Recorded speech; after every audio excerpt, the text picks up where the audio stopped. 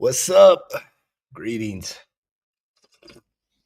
What is going on? What's going down? Greetings, Banff Warriors. Greetings, Banff Warriors. I'm your host, Greg. Getting on here. I feel like I'm getting back in the cockpit. I know there's a lot of new peeps popping in here that are kind of trying to figure out who is this dude? Who is this guy? What's he talking about?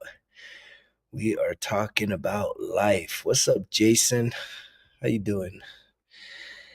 We're talking about life tonight. We're talking about feeling burnt out, man. Does anybody feel burnt out tonight? Today? This week? This month? It's only the first day. We're already feeling burnt out. Isn't that funny? Don't you think burnt out is it's a physical way we feel, but ultimately it's very much, thank you for all the love. Thank you for everybody joining in here. Being burnt out is definitely like so many other things. We talking mental here. We're talking mental. We get burnt out when I feel that you're 10 times more likely to be burnt out when you are misaligned. What do I mean by misaligned? That means that you're probably doing something that you feel like you're being forced to do. You kind of have an attitude like you have to do something. It's like, I promise you don't have to do it. There's very few things in this life that you have to do. And again, that's a mental state of being. I have to do this. I have to do that. Did any of you ever say that? I have to do this. I have to go do that. And it's like, wait, time out. What if you were to say you get to do it and do it with some joy? What's up, Chance? Can you imagine that? How your life would shift if you started to have an attitude of gratitude where you're like, man, I get to do all this stuff. I get to go work. I get to play. I get to take a hot shower. I get to sleep in a cozy bed. I get to have some nice warm tea. What else do you get to do that maybe you're kind of like, man, I have to do all this stuff?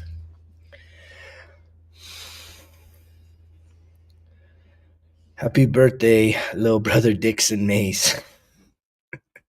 Happy birthday. What's up, Joey? What's up, all you beautiful people? How many of you consider yourself burnt out right now? Burnt out.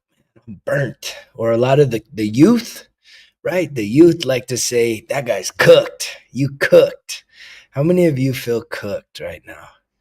And if you feel cooked or you feel burnt out, what do you think is at the root of that? Right? What is at the core of being burnt out? Is it that you're doing too much? Right? I was talking to someone recently and they were asking me, like, I said, I like being a little generous. And I said, is there anything I could do to help you? And that person was like, well, is there any way you can make more hours in the day so I could do more things?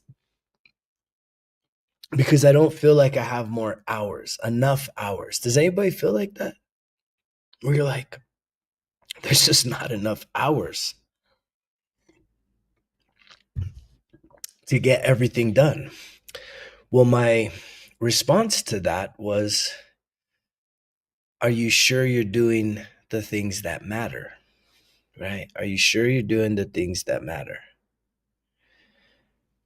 Which takes a lot of self-awareness, right? If you're focusing on things that, again, you're saying you have to do it, but it's not really the things that matter to you, the things that really give you a higher quality of life, maybe building yourself up, then why are you doing a lot of the things? We're coming into this age right now where self-awareness is the master key, right? To have self-awareness, to really be able to look at yourself and your life and take extreme ownership for it, right?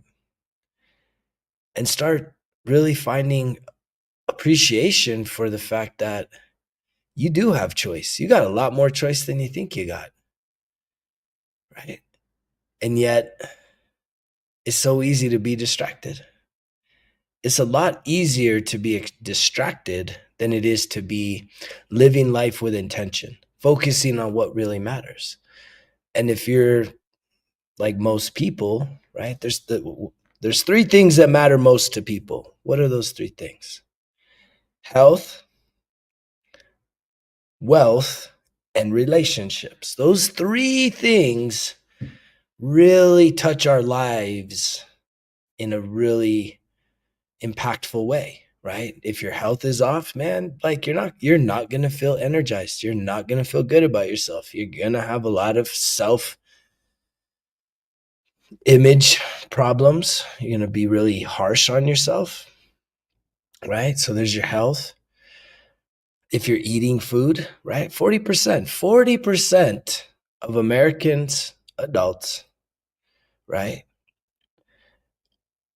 are obese. 40%, you guys. This is over 30% body fat. And I was having a conversation with someone the other day, and it was talking about this person was adamant that the problem with people being overweight has nothing to do with people not knowing how to regulate their emotions in a positive way. They're like, it has nothing to do with that. I'm like, I think it has everything to do with that. Everything to do with that.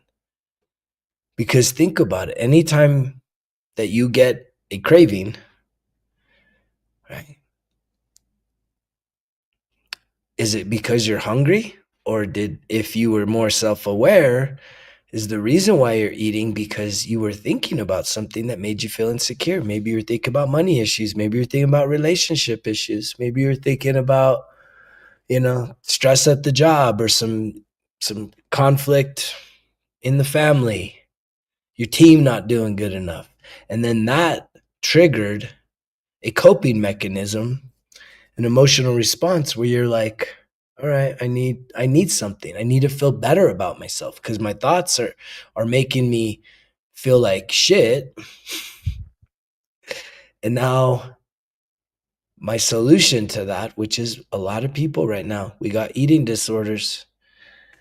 And yet I can tell you that when I switched up my nutrition, right? If you're new to the Results Kill Excuses, we talk about four aspects to health. So even when we say, right, the most important topics for people in this day and age is health, wealth, and relationships. When I talk about that top tier, health, because without your health, it don't matter how much money you got if you're dying, or it doesn't matter how incredible your relationship is if you don't have the health, if you don't have the energy.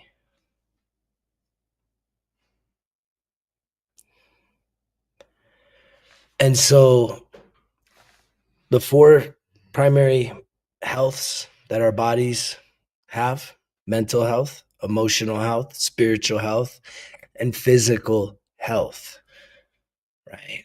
Mental, emotional, spiritual, and physical health. And that's kind of a newsflash for a lot of people.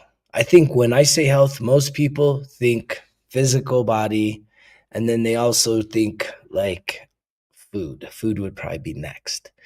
Most people don't actually allow for that mental and emotional to be a part of it, right? And to me, if you're asking me, which you may not be asking me, but I'm going to tell you, is that through my experience, total transformation, got the receipts to show it, man, total transformation over 13 years getting sober, and say no to a lot of Taco Tuesdays and Burrito Wednesdays and Pizza Fridays or whatever days of the week that you celebrate food about, right? Which is probably why you're overweight, you're probably obese, right? I guarantee you people that are fucking ripped and healthy and lean, they don't talk about tacos Tuesdays or burrito Wednesdays or pizza Fridays, man. What's up? What's up, Chakra Shadow 777? I love those synchronicities. And that's just the truth, right? Most people, I said most, not all, most people, right? Most people that are in great shape aren't posting pictures of food. And yet, step away from the food for just a moment. The mind, the mind. Because so many people are burnt out. You can talk about whatever you want, man. And you can weigh whatever you want. I'm just telling you most, right? Most people. Most people, you're not most, you're exception. But mental health is actually the most important health. Now, a religious person will say spiritual health is the most important, but I know plenty of spiritual religious types. They are physically in really bad shape, emotionally in really bad shape, and mentally in really bad shape. Thank you, Manny, for the compliment. And that's a challenge. That challenges us because we want life to be simplified. And yet, if working hard got you ahead in life, then most of people would be ahead. But we all know that it's not. It doesn't. Hard work alone does not create wealth. And actually, that's actually like I believe most people will go for that, and it'll end up just burning you out. One job, two job, three jobs, whatever the heck people are holding down right now to make ends meet. And yet, I believe, right? My beliefs don't have to be yours, but my belief is that we're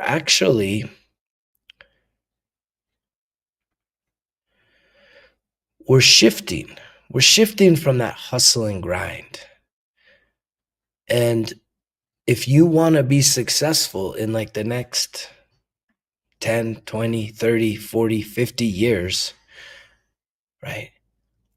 I believe that the medicine, right, that I am giving out, even though I'm not a doctor, I'm a healer and I've healed myself. But the medicine I'm offering people is for you to heal yourself. Mental health. Mental health starts with sobriety. Yeah, that's a tough one for a lot of people. Sobriety, 13 years right here. How can you have a clear mind? How can you have focus? How can you have clarity about that's awesome, Chakra Shadow? I love that. I love that. I love people that realize that they are so much more powerful than that. But here's the thing. I've had a few bouts of sobriety. I had one bout where I got sober out of anger because I got a DWI and it was like a setup thing. And man, I was so fucking mad. I was so mad. I was so mad, but I got angry. I was like, I'm never drinking again. I was mad. I was so mad.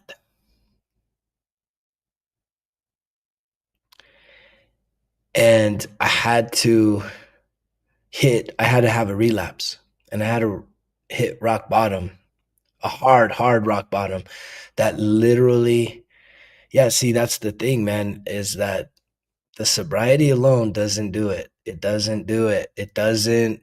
All it did was it clears your mind. That's why I'm trying to tell you, like, sobriety ends right here. It's just in here. It clears your mind. When you have a clear mind, right? When the mind is clear, guess what?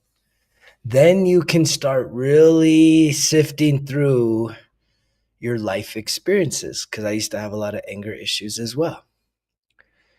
And so even, they call the dry drunk, right? That was me. I was very confrontational. I was very angry.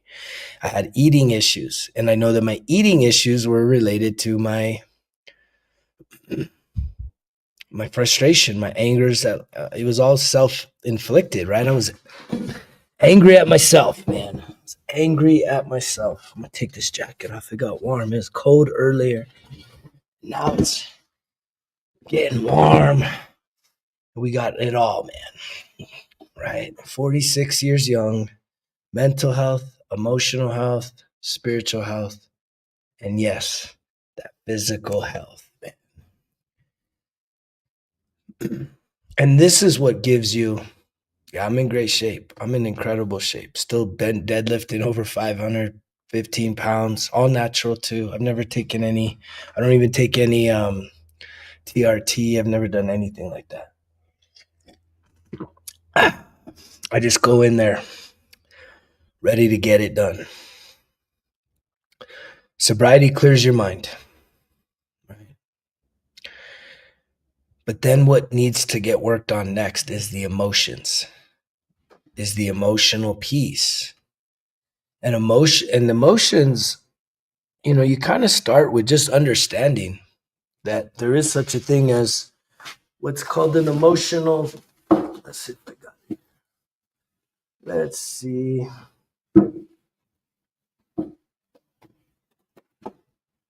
Let's see.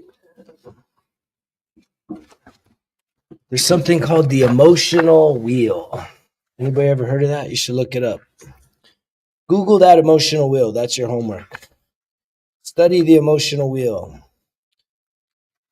and realize that you're more than happy, mad, angry, and sad. There's more to it. That's the emotional wheel. Look at all those emotions. Look at all those emotions, man. Look at all those emotions. Shit. It's a lot of emotions. And research, check this out. Research actually shows that if you are able to have the awareness that your emotion, that if you can have the awareness that your mood shifts, and if you can name how you're feeling, that your brain automatically starts to calm and de-escalate the situation within you. That's pretty powerful. That's how powerful you are. And that's like subconsciously. But you have to have the intention and the awareness, which I think you need the clarity of mind to start mastering your emotions, not controlling them. You can't control this stuff, right? I've tried it. I've tried controlling. I tried to control my emotions. And it worked in some places, workplaces, right? But as soon as, for lunch, if you're like all during the day at work, then you're usually eating like shit, or that's probably why they got happy hour, right? Because they know, man, it's like, fuck, man, these people miserable. They can't handle their emotions. So they might as well drink away all the fucking shitty parts of the day.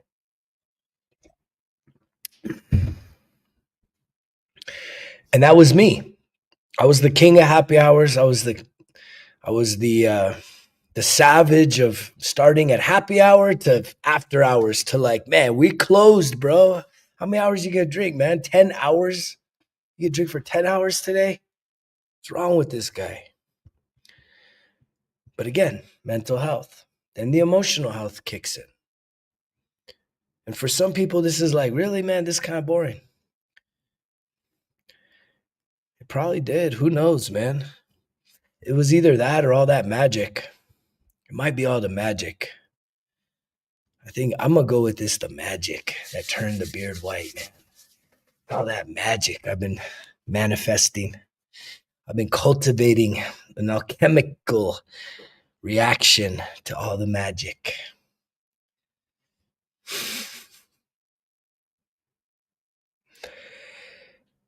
And so, for a lot of people, y'all are still asleep, man. Right? A lot of you are still like asleep. And when I say asleep, it's just like you're still distracted.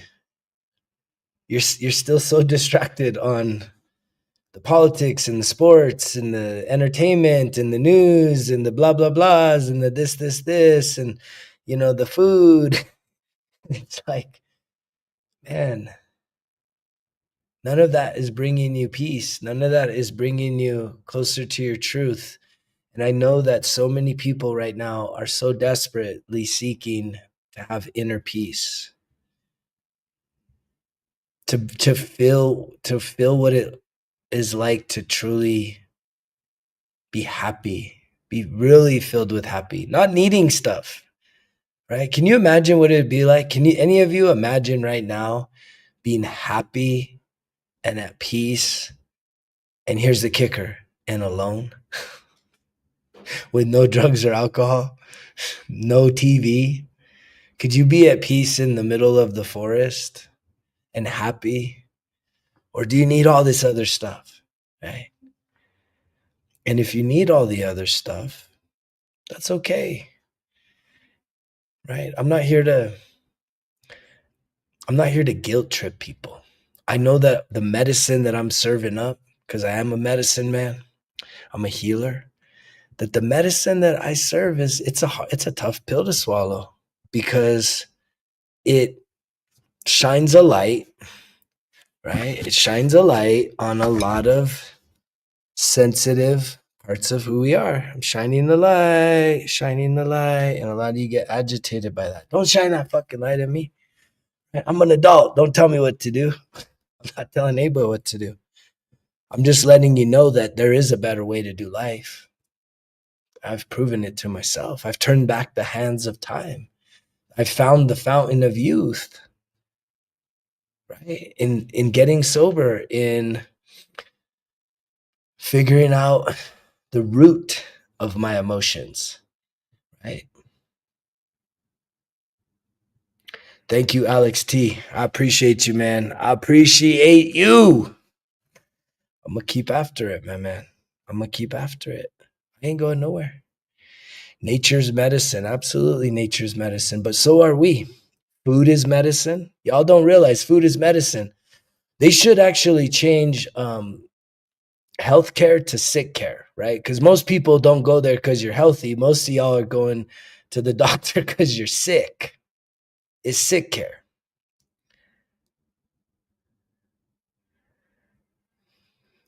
Positivity is medicine. There's so many forms of medicine.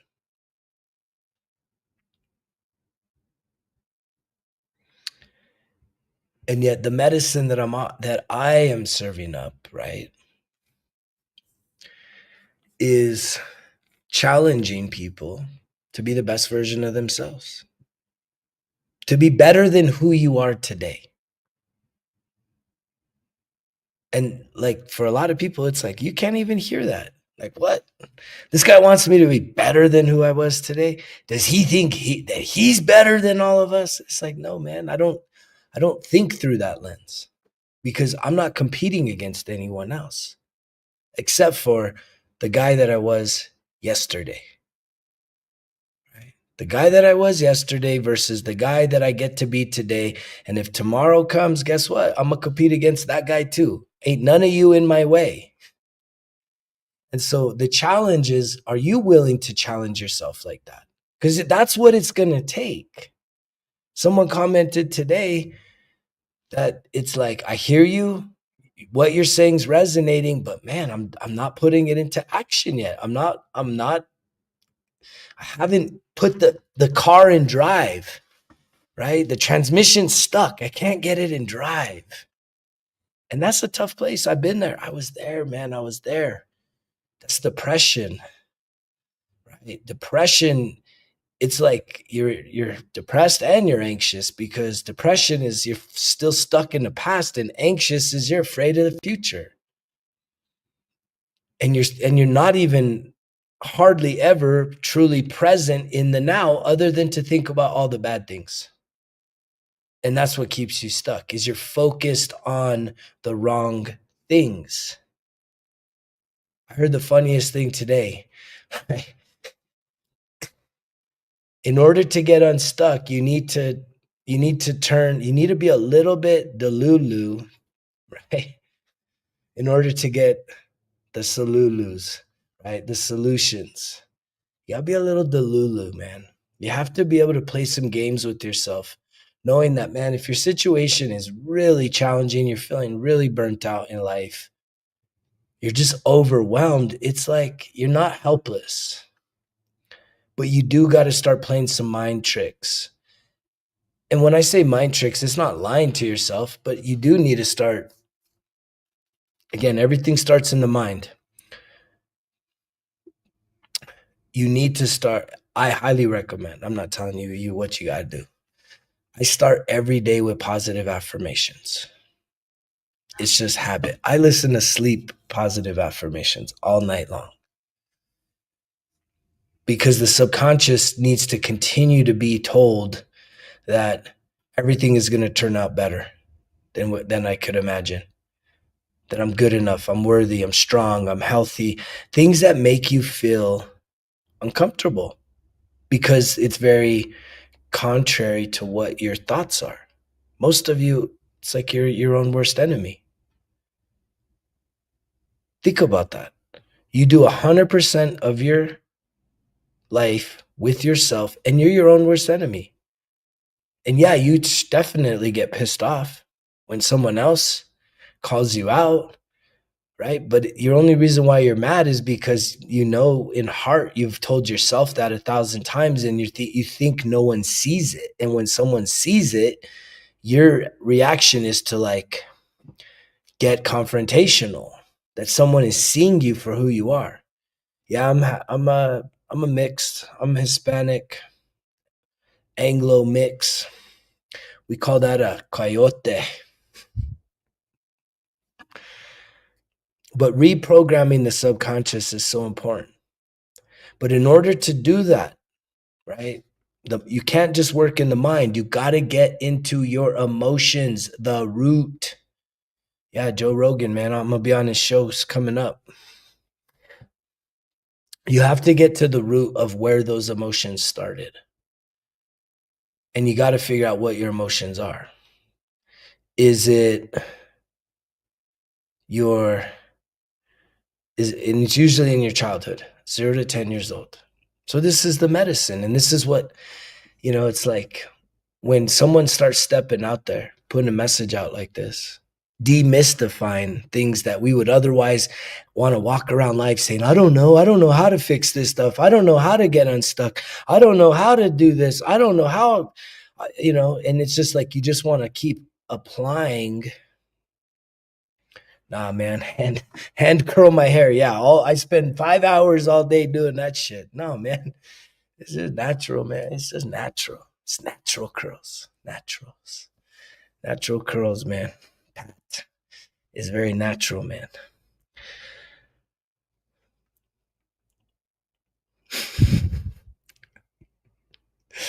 That's funny. Some of y'all are good peeps, man. Good medicine to just have a little bit of humor, sarcasm. A lot of times that sarcasm. Thank you, Erica. I appreciate you. I appreciate you tuning in. I'm glad that the message is connecting because it's good medicine, right? It's not what we want to hear, though,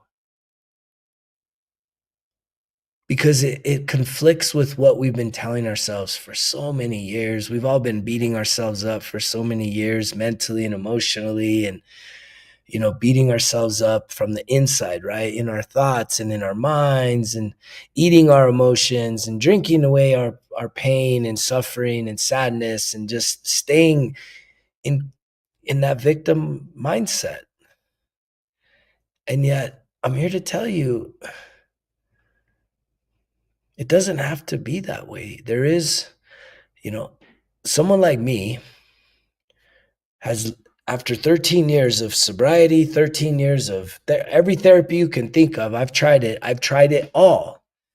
And the reason why I tried it all is because I had a why, right? There was a why that was so deep inside of me. Why? Right? Why do you do the things you do? Right? If you're someone that's overweight, why do you eat why do you eat unhealthy?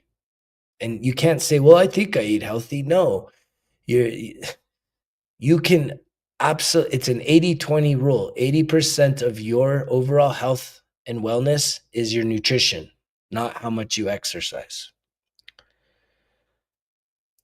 If you have a smoking habit, a drinking habit, a negative thinking habit, a social media habit,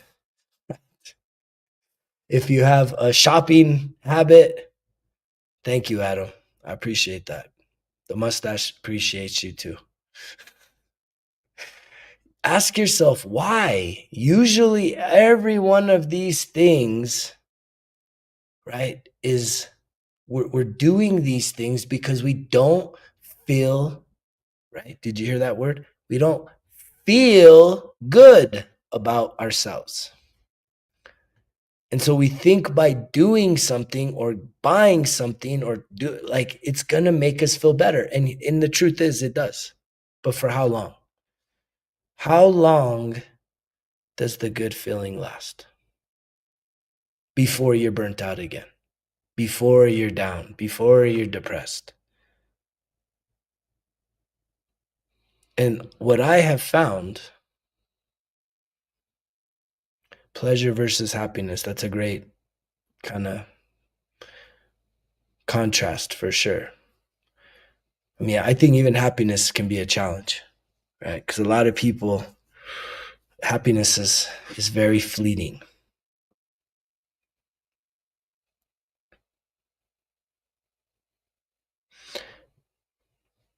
No one's always happy. The real flex isn't being happy or sad, it's being neutral.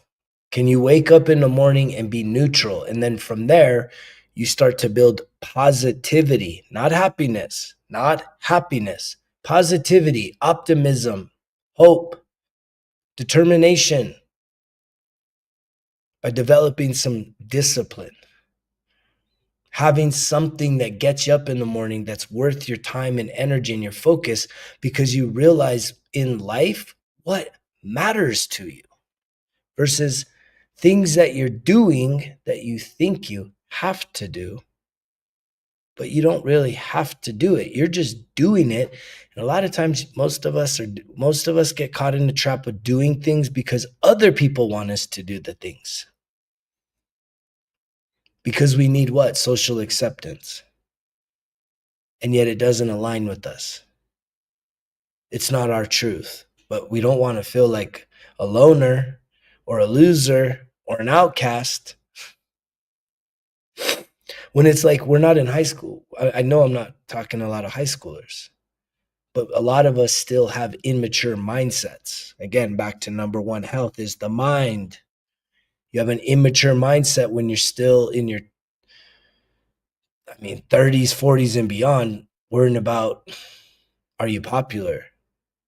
Right? Do people like you? It's like, come on now. Who's paying your bills? Who's comforting you on your darkest nights? Usually nobody except for you. And the real flex is when you finally realize that no one's coming to rescue you. No one's going to take care of you. You got to do this on your own. And as you start to honor yourself and figure out what truly matters to you, what's going to give you real joy,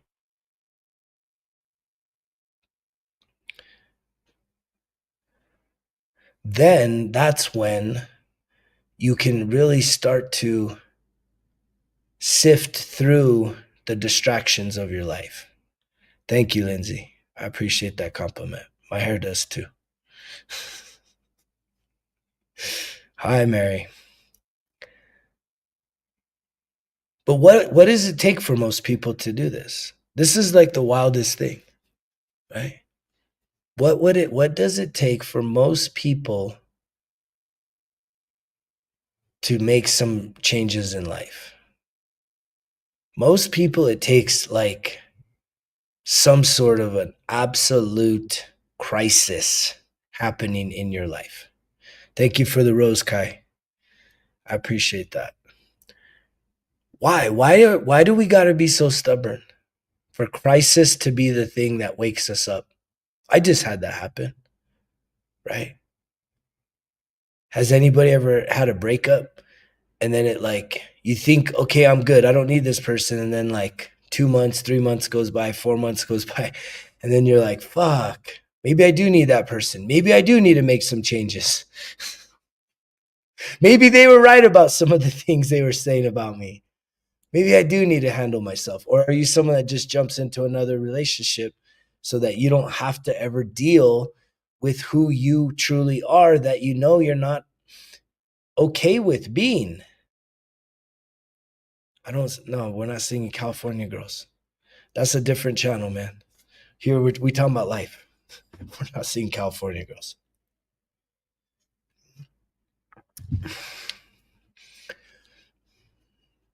And yet I will tell you something.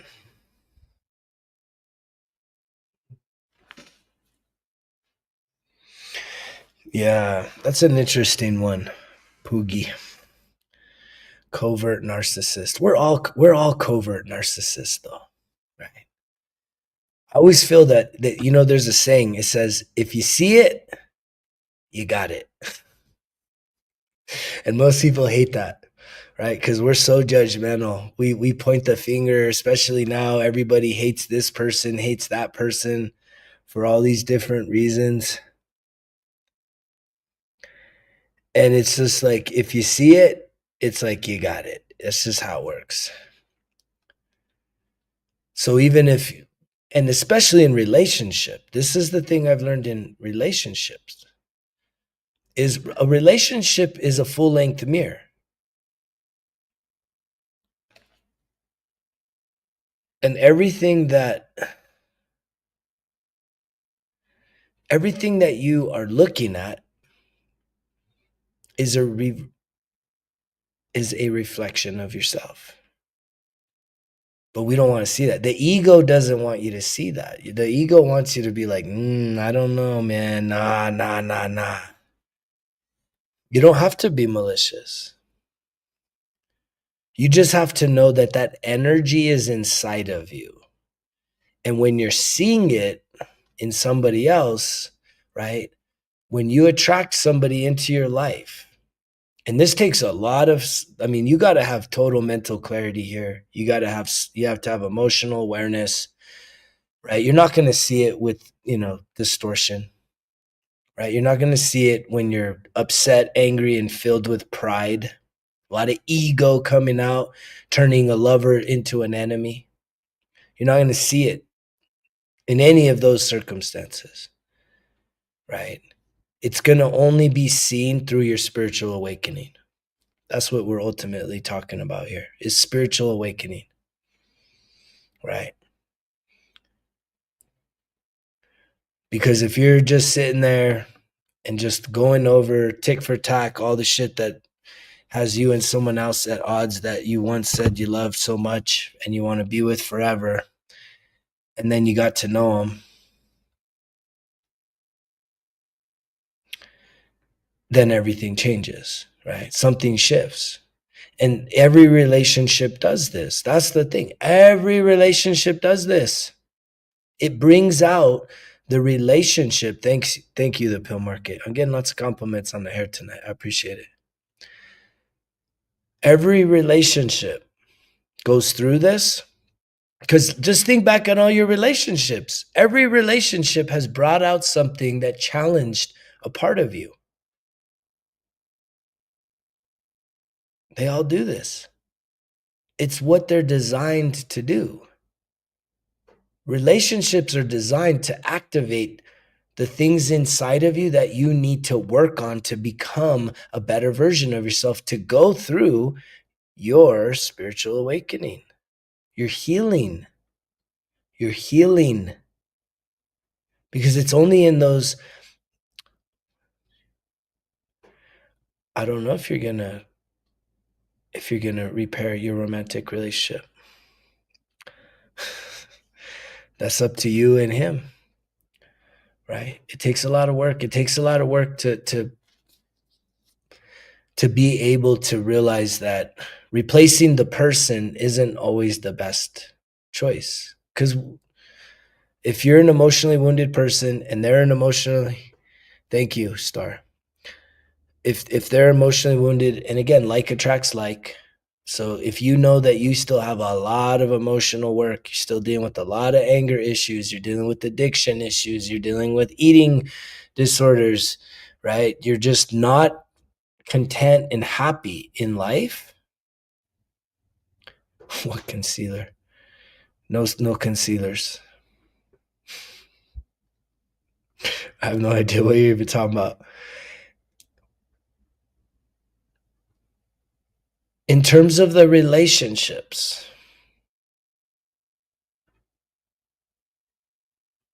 yeah, but it's all natural. That's because I'm healthy. I don't, yeah, I think a lot of people say that. You look so youthful. It's natural, man. That's natural. These guys are talking about what concealers I use. No, I sleep incredible, you guys. You should all be listening, man. I'm trying to give you the medicine. But most of y'all don't want to hear this shit. Y'all don't want to hear it. This is tough medicine because here's the thing. What I am talking about, it's locking in for the rest of your life. It's changing your life, not just temporarily. And y'all want quick fixes. I know I wanted the quick fixes. I would definitely get one of them journals, man. It's a good place to start if you ain't got on that 1% Better Everyday Journal, right? It's a good place to start.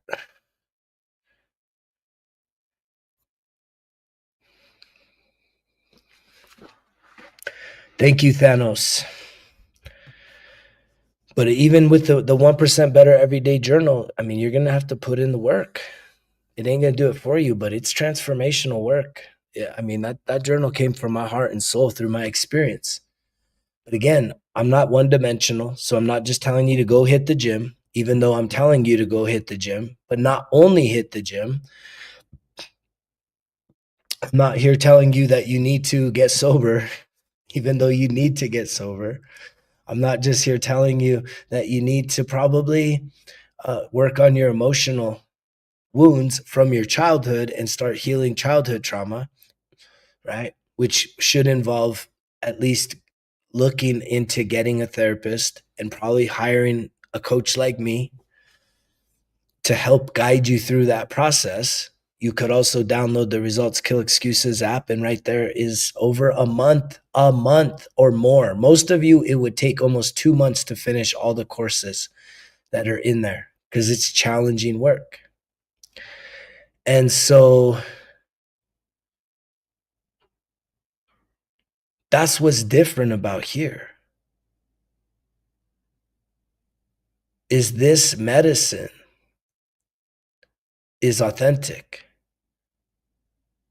But at the end of the day, most people, y'all want the quick fix. What am I most grateful for right now? What am I most grateful for right now? I'm most grateful for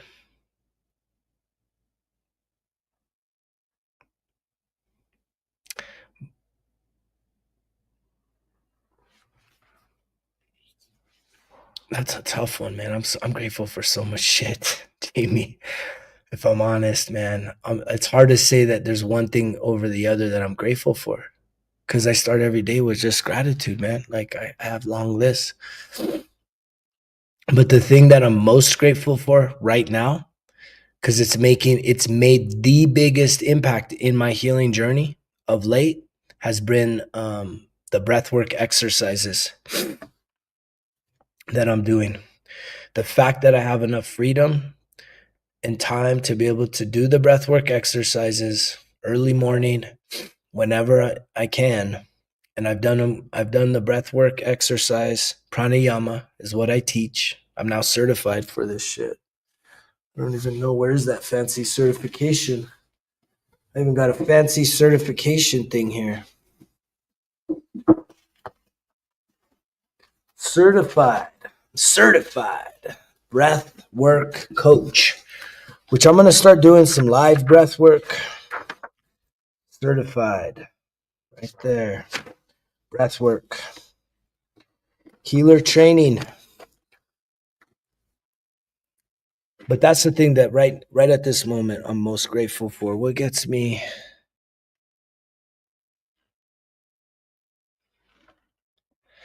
Yeah, Poogie, I get all that, man.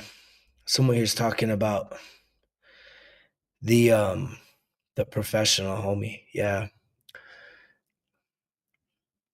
I don't even care so much about those papers. The thing about this was though is I found my spiritual teacher and he offered an 8-day immersive healing training. So I went there for me to get healed and to try and connect with other people doing what I'm doing.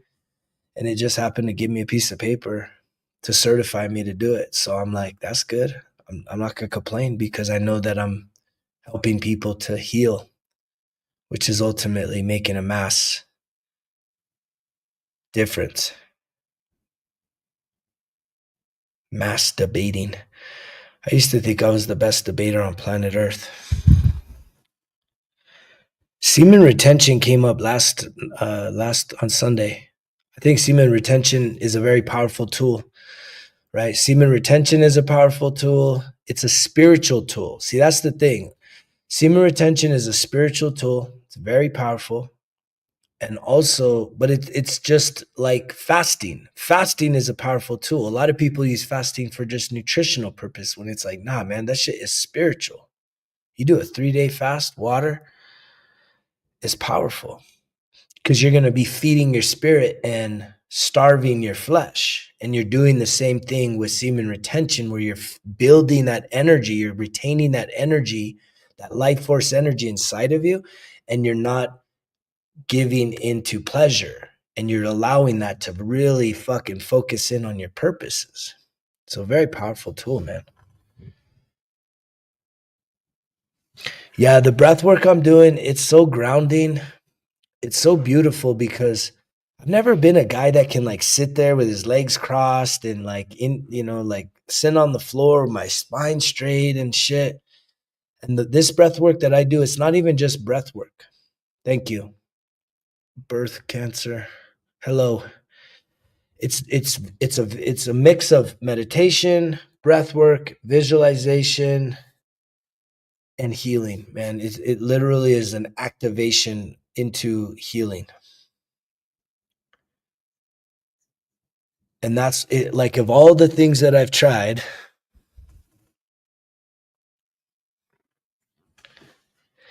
yeah, that semen retention's a tough one.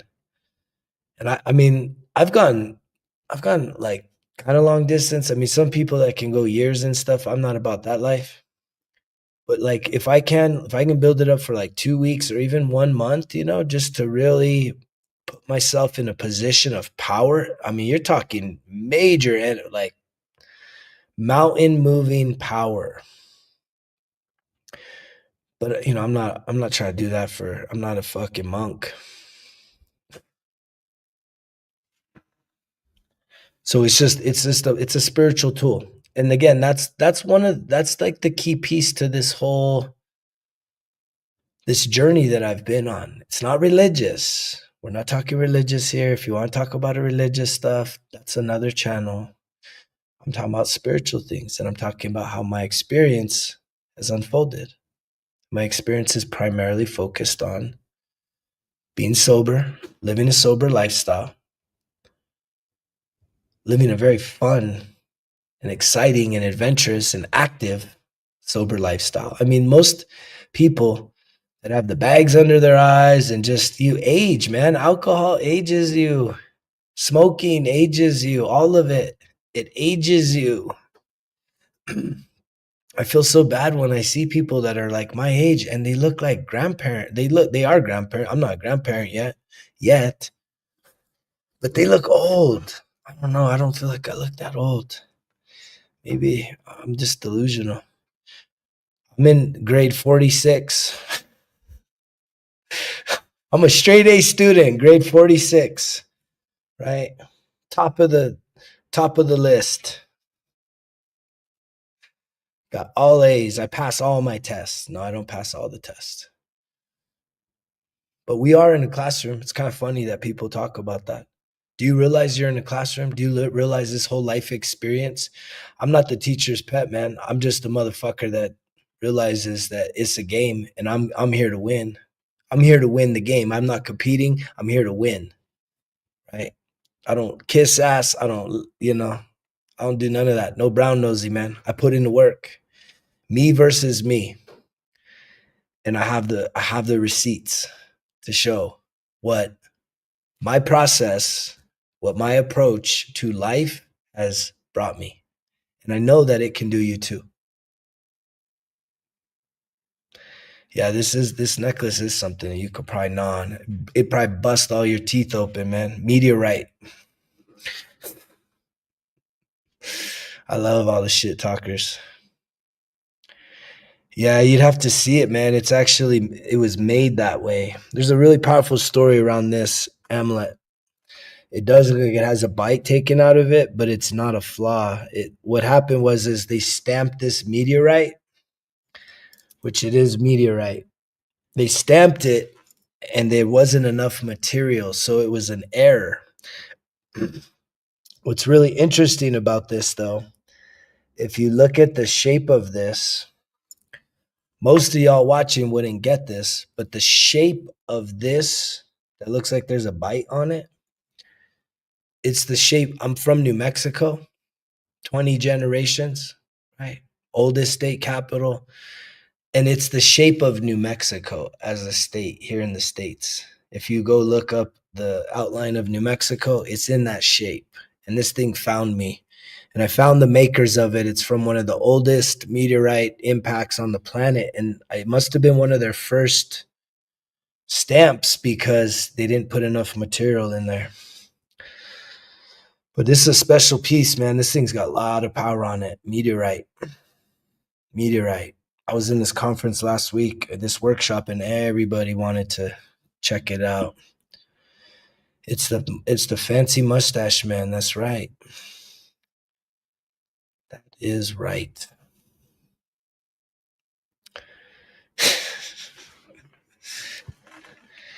Dang, 2 years ago?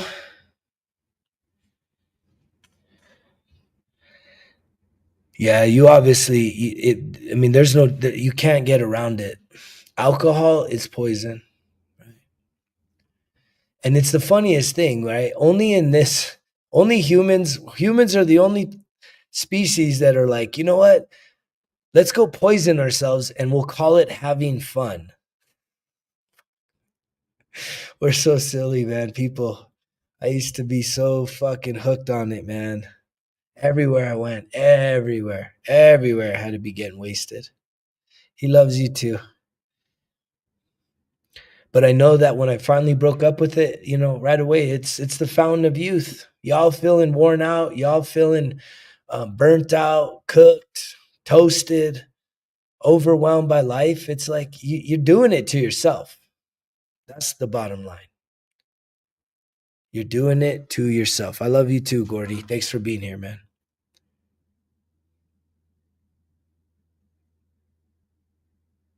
Yeah, the meteorite necklace is the coolest. This thing found me very special. It found me in a very special place. I made the necklace piece I made, but this fucker's heavy. These are time capsules, man. There's something really energetic. It's a dragon, but it's in the shape of New Mexico. I don't know. This thing it was meant for me. I love it so much. It found me. And it's heavy. I had to make a bulletproof necklace for this puppy, man. Citrine and some bloodstone. Yeah, this is a powerful piece. A lot of people pick up on that. Damn, what is that?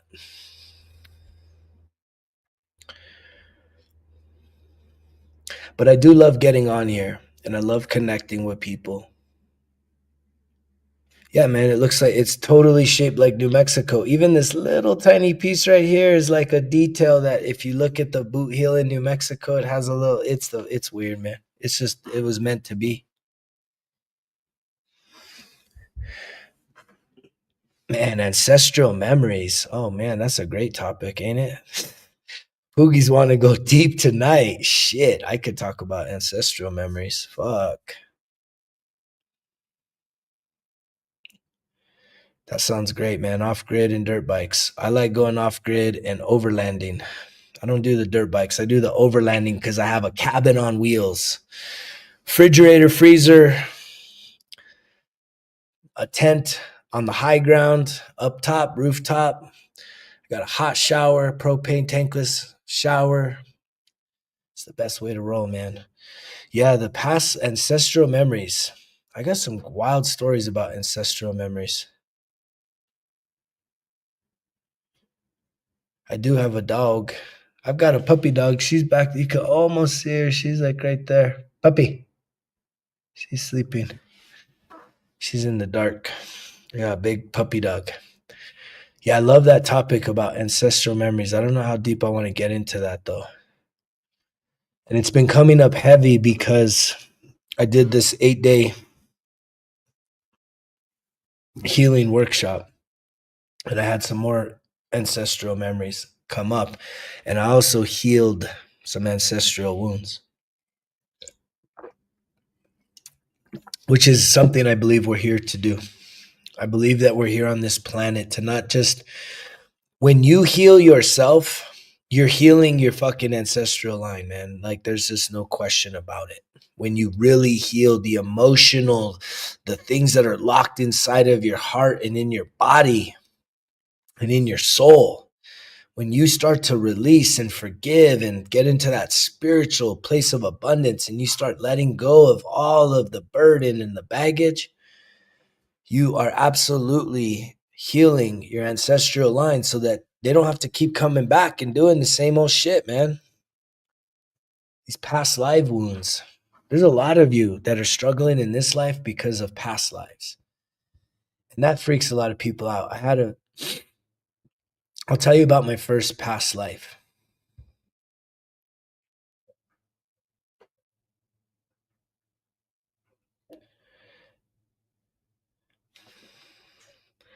The ancestral line, right? It's a powerful thing. So the ancestral line is your bloodline,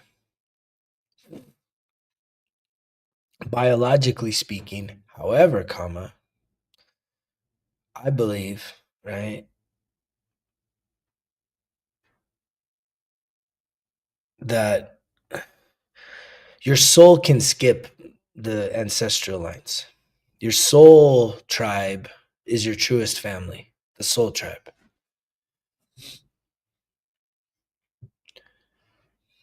Yeah, you can't. That means that you probably can't tell much. You mean I'm self-employed. This is a funny people, man. I remember back in I really started getting into like the new age stuff. There was a guy out there, David Wilcock, probably around, dang man, what year was that? Maybe around 2000 or something. I think he was like a Y2K or something like that. And he talked about if you ever want to meet one of your past lives, that you can ask to have a dream and you'll have it. And when you know that you have this dream, what you do is it'll be a handshake, right? And so I did. I had this dream. I had a dream where I had a handshake and I met a man. And the man introduced himself to me as Bob Law. He's like, "Hey, how you doing? My name's Bob Law." And we had a handshake and we said, "That's awesome. Thank you." And I was like, whoa, it was one of those dreams you just don't forget about.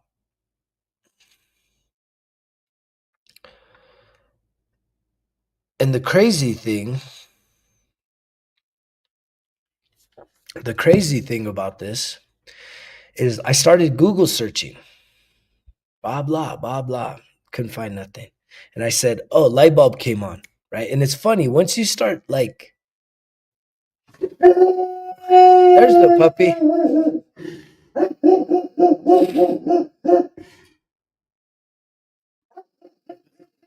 We got some coyotes out here.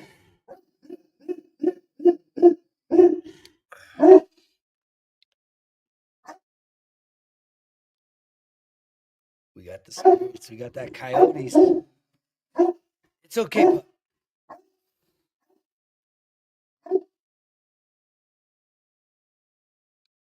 right. Okay. Maybe.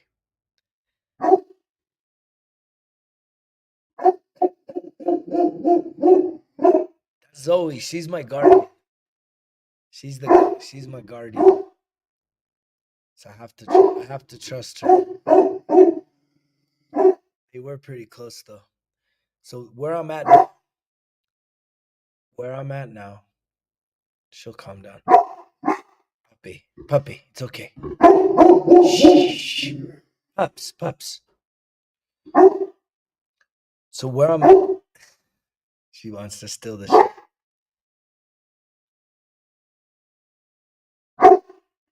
Okay. So where I'm at now is northern New Mexico. I have a ranch out here. It's in a national forest, Carson National Forest on 21 acres. And so there is a lot of wildlife out here. And so her job as my dog, but she's my guardian. That's like her number one thing. Ever since I first got her when she was a little pound puppy, I took her to the forest. We took her camping, and right away, it was just she's a guardian. So she feels like she's doing that's her duty is to protect. So anytime there's wild animals and stuff, that's her telling me that she loves me. She loves you guys. She's just doing her duty to say that she's protecting. And animals, if you have pets, a dog, a cat, like they're on a different frequency. And so they can bring healing to you, they can bring guidance to you. And their love is so pure. You know what I mean? Like, if you've ever gotten mad at a dog, they still love you so much, man. We can learn a lot from animals. We should learn a lot from animals. I even think this message tonight is being brought to you in part from elk spirit, which is to have stamina and strength. And I think that a lot of times we get burnt out in life. I think a lot of people I'm running into are burnt out, man. You got the bags under your eyes, you're aged, you're tired, you're overwhelmed. And it's like, man, there are so many things that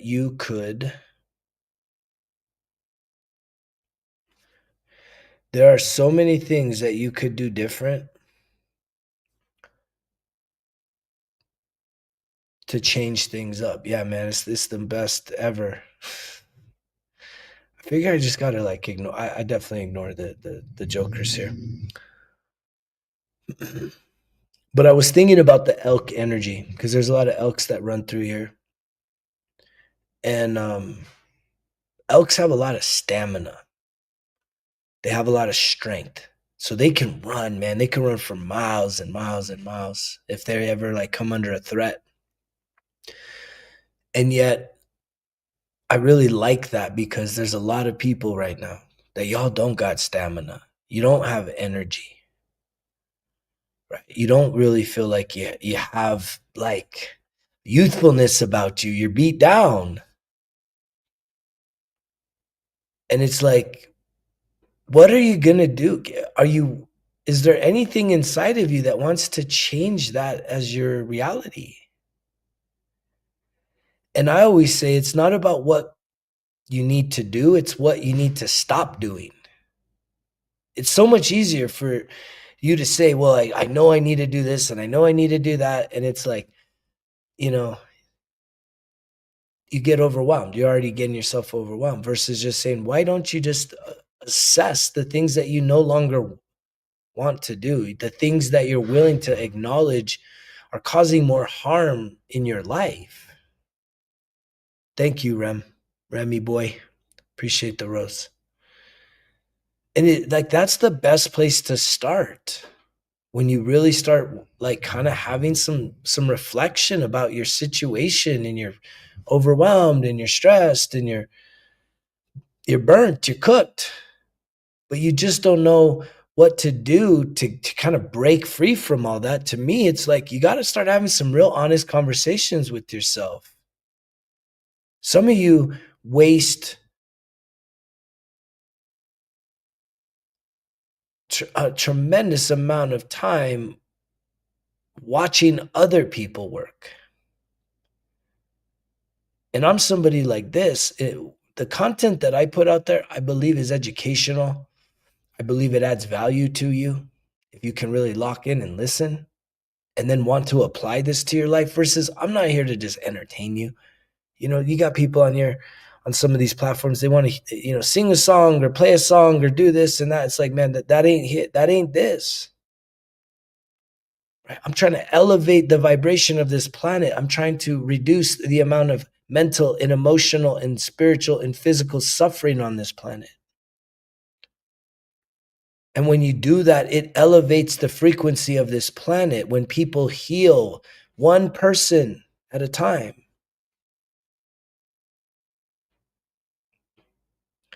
And so that elk energy is very powerful energy. And it's to live in harmony with all the animals. There's so many animals here, man. You should see, I have a bird sanctuary out here. I've got ravens, huge ravens coming through here. I got like 2-3 flocks of bluebirds. I got a huge flock of doves that comes out here and all these other beautiful birds. It's an incredible place. There's bobcats, deers, elk, snakes, tarantulas. It's beautiful to live in the forest, to be close to nature, because we can learn a lot from nature. We can really learn a lot from the spirit that animals bring to us, the medicine that animals got for us, to live in harmony with that. And yet, I was talking about this vision, right? You can tell the spirits are getting kicked up, right? The coyote interrupted, and it's like coyote energy they're tricksters, right? They're tricksters. And they also get a lot of bad rap, right? Like there's a lot of judgment on coyotes. They have a silly laugh and they're tricksters. You can even just think of the cartoon, Wile E. Coyote and the Roadrunner, right? The coyote was always trying to do something to catch that guy. And so in this one,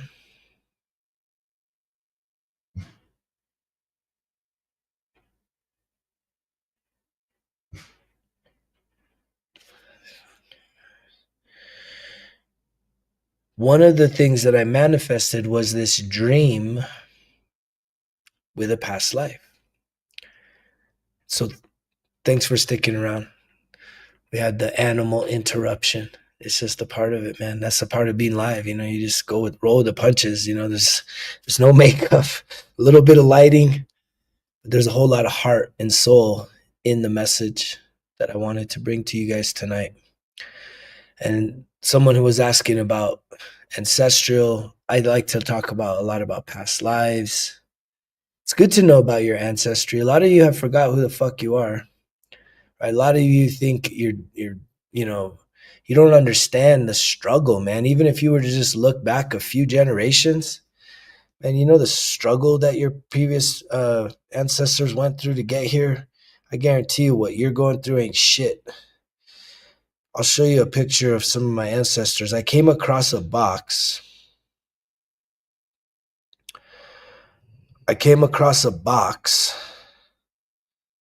Of it's funny, right? A sober guy comes across a box of Anheuser-Busch 1918. It's a wooden 1918 stamped case of Anheuser-Busch beer.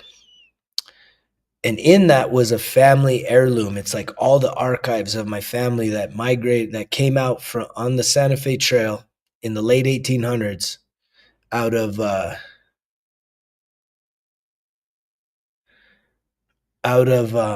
Columbus, Missouri. They came out here to New Mexico. And in that, if any of you know anything about the Old West, Billy the Kid, there's like these photos that they used to take called tintypes. And so I came across in this family archive a tintype of my 5th generational great grandfather, W.L. Shotwell. He was the sheriff of Raton County. And there's a picture of him. I'll share that with you. Right? That's my 5th generational great grandfather. That's a motherfucker you don't want to fuck with, just like me. But I can still put up with all the little nonsense that exists in this world. But that's the real talk, man. That's me, right? That's a part of me. So for you to know who the fuck you are, it's important, man. It's really important. We think that this shit don't matter, but it does. Your ancestry. I mean, there's my family coming, man. That's straight up wagon train. This is out of that box. This is a bunch of the pictures. It's like flat out old school wagon trains, man. I got a whole box full of this shit.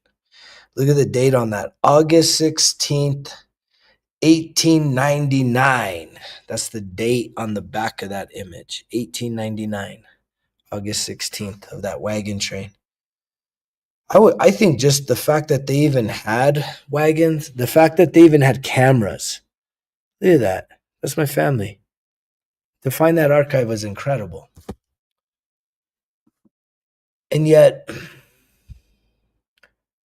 a lot of you are so focused on you're focused on other people. How many of you honestly are focused on other people? You're worried about celebrities, you're worried about athletes, you're worried about politicians,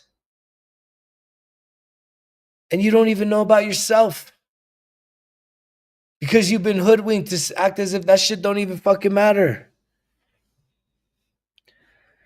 Yeah, man. And the reason there's probably a reason why you're fascinated by history is because there is some truths in history that you need to uncover about yourself, bro. You need to remember who the fuck you are. These people had a hard life, man. Check out this pic. I thought I enhanced it a little bit. I should do a slideshow of all these pics. You guys would love it. This is like fucking the coolest shit. But you can see these people, man, they just had hard lives. I don't know if that'll come through good on there. But look at their faces. These people, man, they didn't it wasn't no walk in the park, man. Look, even the kids, everybody, man, they had a fucking hard ass life. You could just see it on their faces. That shit wasn't easy, man. That wasn't easy. Y'all complaining, acting as if like, oh man, I gotta go get fast food today. Oh man, gotta watch my team. Oh man, my team didn't win. Oh man, this person complaining about bullshit that you have no control over. You got no control over who wins, who loses, whatever, except for yourself. And that's why I'm constantly trying to get you to look in the mirror and say the solution to all your problems lies within you. It's within you. It's time for the spiritual awakening to unfold within you. It's a process.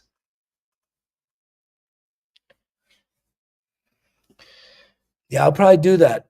I got deep roots out here, man. In New Mexico, this is the pictures I'm showing you is from my Anglo-Saxon side of my family, the Shotwell Sievers. And then on the Hispanic side of my family, I mean, these mugs go back to the 1570s out here in New Mexico, doing like conquistador expeditions coming up the Chihuahua Trail all the way out from Spain into Mexico up through what they call Del Norte, which is the north, which is New Mexico. And so I got old lineage, and I realized that.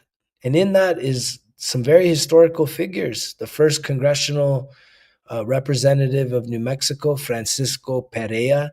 I'm even, my grandfather, who's 95, he just turned 95. Man, I'm related to Ponce de Leon, man. I mean, it's fascinating when you learn about your history. Because then, in that sense, maybe you don't feel so alone no more. Maybe you don't feel like such a freaking loser. Maybe you feel like you got something to fight for. You got something to live for, man. Represent. Versus just sitting there acting like you're supposed to just be cheering on fucking professional athletes all day or crying about who's the politician or whatever's going on outside, man. It's like none of that matters. It's all a distraction. It's all to take your eye off the prize, which the prize is you healing your emotional wounds, awakening spiritually so that you can become the greatest version of yourself. That's the game. Not watching other people make millions of dollars and getting emotionally high and low if they don't do it your way.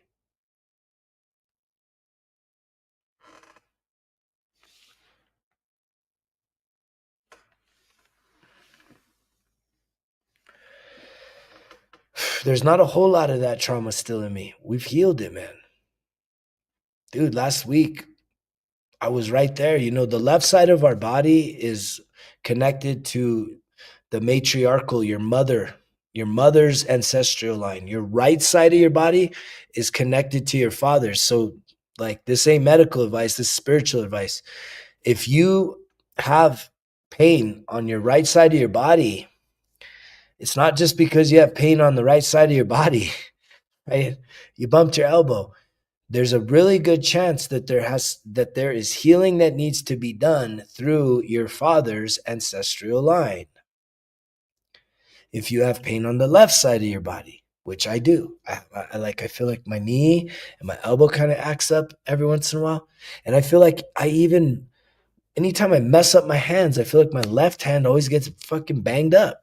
Guess what? I got healing to do on my mother's ancestral line, and I've been doing that work. And I can help you do that work too if you're interested. Reach out, Greg, Greg, at resultskillexcuses.com. This is the work that I help people do: heal emotional, childhood, sexual trauma.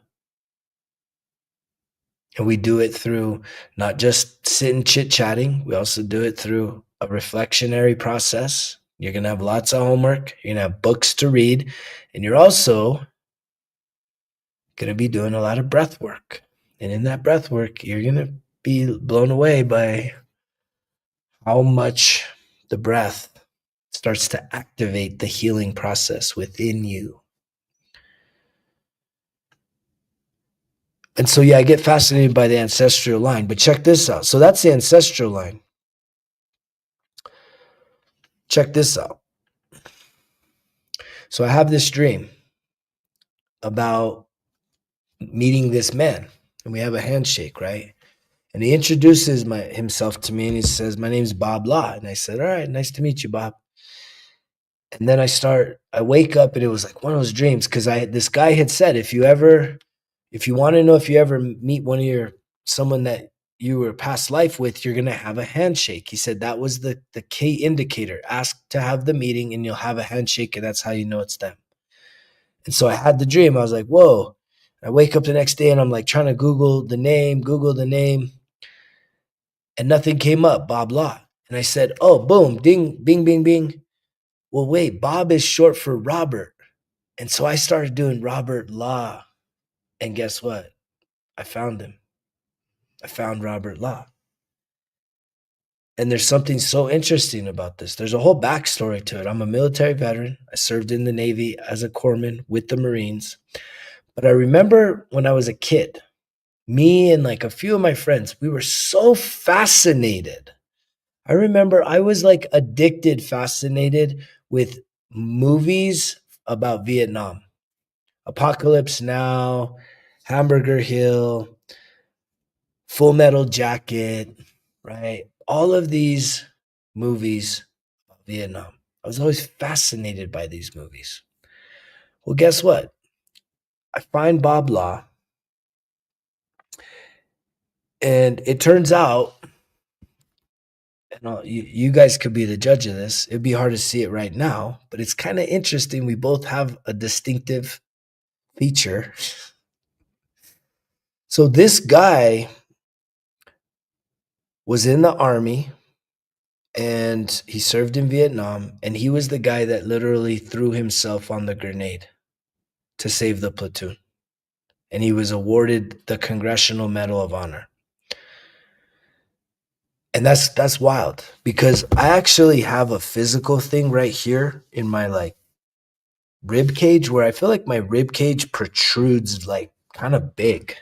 I've always felt that, like right in that solar plexus area. But here's a picture of him. Here's a picture of him. You tell me what you think. I showed this to my grandma the other day, and she's like, "Wait, that looks like you." That's Bob Law, man. That mug. I've showed this to a lot of people, and they're like, "Dude, that looks like you." Right? I can even try and do that look up to the sky. It's like, dude, it looks like you. And so that freaked me out when I found a picture and I saw the guy. I was like, what? This dude fucking looks like me. What? That's crazy. And so it's an instance like that where you're like, wait, past life. You know, how would I, in all the world,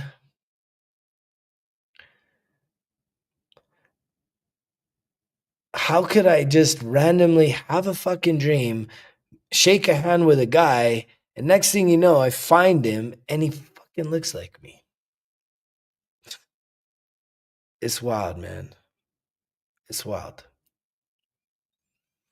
So that does help me to really realize that, yeah, reincarnation's there. Even if you're a religious person, a lot of like Christians I know get really freaked out about the whole reincarnation, but it's actually in the Bible. It's throughout the Bible. But the sad thing about where Christians are kind of uneducated about their own that book is they only see reincarnation as possible with like prophets and like, you know, really spiritual people, as opposed to, it was common knowledge, right? Where people talked about, you know, yeah, that person left and came back. They talk about it all the time. Oh yeah, they came back as this other person. So it's in there too. And yet when we think about, there's the ancestral line, which is your bloodline. But there's also this spiritual, the soul line, which is really the fact that you've lived all these different lives. You've had all these different experiences. It's not just this one and done. And that's where people are slowly waking up to this, slowly starting to wake up to say, you know what? Is this really just about voting and working my ass off and paying taxes and not being able to afford shit? Is this really what life was supposed to be about? Or is there something more? Is there something actually more fulfilling? And I believe there is. And I think that your fulfillment isn't in becoming ultra religious. I think it's going on a spiritual journey to heal your emotional wounds, to truly connect with your spiritual self, your soul.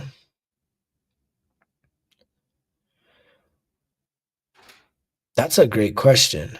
Is reincarnation of the mind or the soul? I would have to say it's the soul, dude. Because your soul's eternal. The mind, there's a connection there, but it's like the way it's being written is like your mind, because your mind gets wiped. Right? We basically get wiped, the mind, and then you have your conscientiousness. And so the sad thing about your mind is that your mind is going to be influenced by a few things, right? It's going to be influenced by your experiences in this life, some from past, but it's also going to be influenced by dark energy that you've invited into you. And that's a whole part of the healing process that I help people to move through, is releasing your dark energy. Some people would even say it's kind of like an exorcism, but it's not like the movie. Thank you, Dirt. I appreciate that. That's a nice compliment. Dark energy is essential. It is, but it's also, it's a master manipulator. It's its sole purpose is control. And so anytime that you've invited dark energy into your life, right, it usually presents as if it's there because it loves you. And if you don't, it needs to manipulate you and to keep you under control, because if you ever come to a point where you have the autonomy to evict it from you, it loses its power. And so there's many people are walking around in a state of confusion because you have dark energy that's influencing your thoughts and your decisions.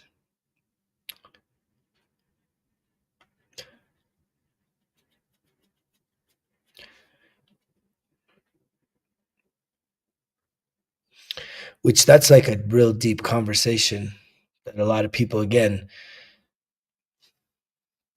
to be able to wrap your head around the dark energy, got to be sober minded, right? Got to be starting to understand your emotional state of being, right? Starting to do some major reflections in your life about the significant positive and negative experiences that you've had throughout the course of your life, right? And then you start going through and doing the spiritual work, which is very deep rooted in forgiveness. And you'll even start to be able to be given that opportunity to start channeling more light into you, right? And starting to cleanse out some of that dark energy that it wants to be there, you know? It serves a purpose. I know I had a lot on me. I'm not preaching only light because I'm not even preaching, right? The shadow side of who we are, that's where most people, and that's where the religious types get, is they think that just saying a prayer, doing a magic trick, that they become all light. And that's not true. You have to do your shadow work. So that I still have a shadow, however, comma, when I shined my light into the shadow, the beast was revealed and I was able for the first time in my life. And that is a worksheet I have, is where we do an inventory of all the light and all the darkness inside of us, so that you can be truly clear and honest with yourself about the full nature of who you are. And when you do that, you're no longer at conflict with yourself, because everybody wants to be seen in the light. So that when someone that you care about, or they matter to you, when they see something in you like that less than best version of yourself, call it the dark side of you, the shadow side of you, and they call you out saying, hey, you're being an asshole, or you're being a bitch, or whatever, and then you right away, I'm not being that, you're being that. It's because they have seen the dark side of you and you're in denial that that exists there. You're insecure about it. And that's a major problem on this planet right now, is there's so many people in denial of themselves, just because you're disconnected from yourself. You're so focused on all the other bullshit. This is everything I've been talking about. You have to get honest 100% with yourself. And that's what happened to me, is when I inventoried all the good things about me, and then I said, you know what, time out, got to inventory all the dark shit, all the bad stuff. Doesn't mean I'm doing all that stuff currently, but if I've had the thoughts, if I've had the feelings, if I know that energy exists inside of me, once I inventoried it, here's the beautiful thing. The dark it gets transmuted. It's still shadow, but it becomes a force of good. Hello, AM. Because you're no longer using it as a defense mechanism, you can now use it for strength, right? Positive dark energy is if if a predator was to come in this room, if I was all light, oh no, oh no, no, dark energy is like, man, there's a threat here. I'm gonna neutralize it. It takes dark energy to do that. Even if it was just like something, anything coming in to threaten, dark energy is needed to be channeled for good, for protection.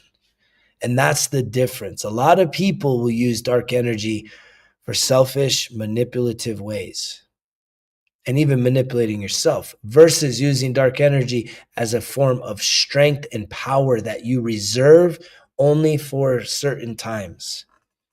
But you have to have a full awareness of it. And this is all part of the process.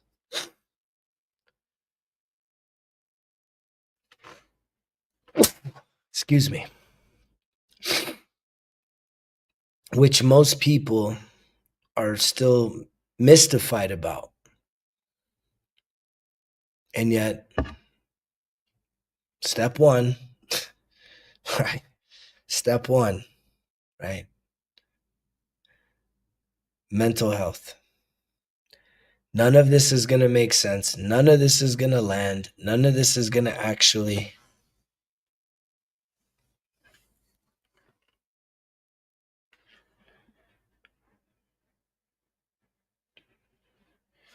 Dude, the dark, yeah, I think I answered that, right? The dark energy is a good thing if you're aware of it, right? If you're using dark energy to manipulate yourself, manipulate other people, right? Selfish means, selfish gains, which a lot of us do because we're afraid. We're afraid of the dark and it wants power and control.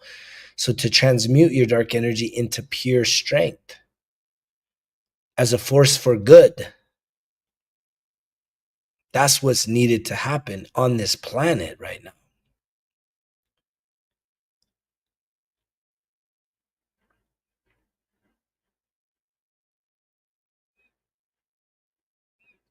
And yet, most people want quick fixes, are content being distracted, are looking for something easy and quick, and aren't truly ready to lock in and start to make some changes in their life. And it starts in the mind. If you're still doing THC, if you're still smoking, drinking, any kind of recreational drugs, like you can't get past step one. You're just not there yet. The beautiful thing is though, is if you find a way to say, you know what, let me try and put this stuff on timeout. It's not making me feel better about my life. It's not helping me. If you had the courage and the strength and the willpower to say, let me put this stuff on timeout, and then right away have a plan to say, okay, if I don't do X, I'm going to start doing Y and something positive, like exercising, walking, time in nature, journaling, getting with a therapist, doing some emotional work, healing,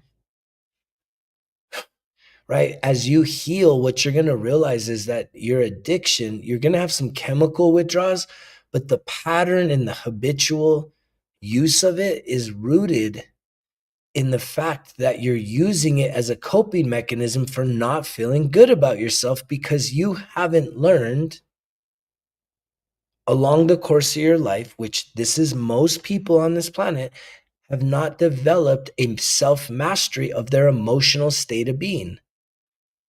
That it's okay. Like this past week, I was feeling ignored. I was feeling unappreciated, right? And it's like every part of me wants to go run to something, but it's like, man, like let me just feel that. It's okay. Let me write about it. Let me say it's safe to feel that way. It's safe to feel ignored. It's safe to feel rejected. It's safe to feel alone. Because you need to just allow yourself to sit in that. And you don't stay. The beautiful thing is that when you sit in it, you don't stay in it.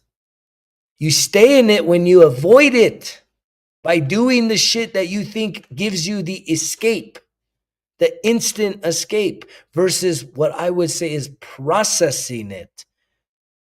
Like we need to be able to like sit in this, in our feelings and validate ourselves. Just say it's okay to feel fucking angry or hurt or hopeless.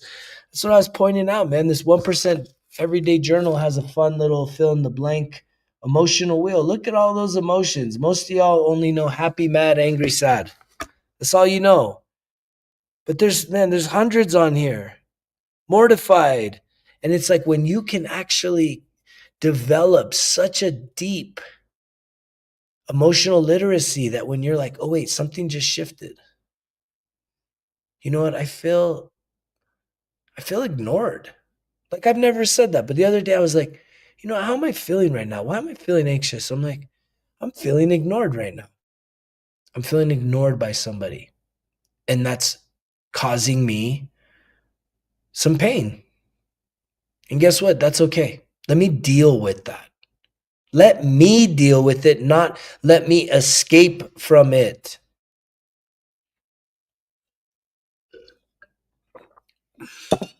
And I tried that for many years, you guys. It didn't work.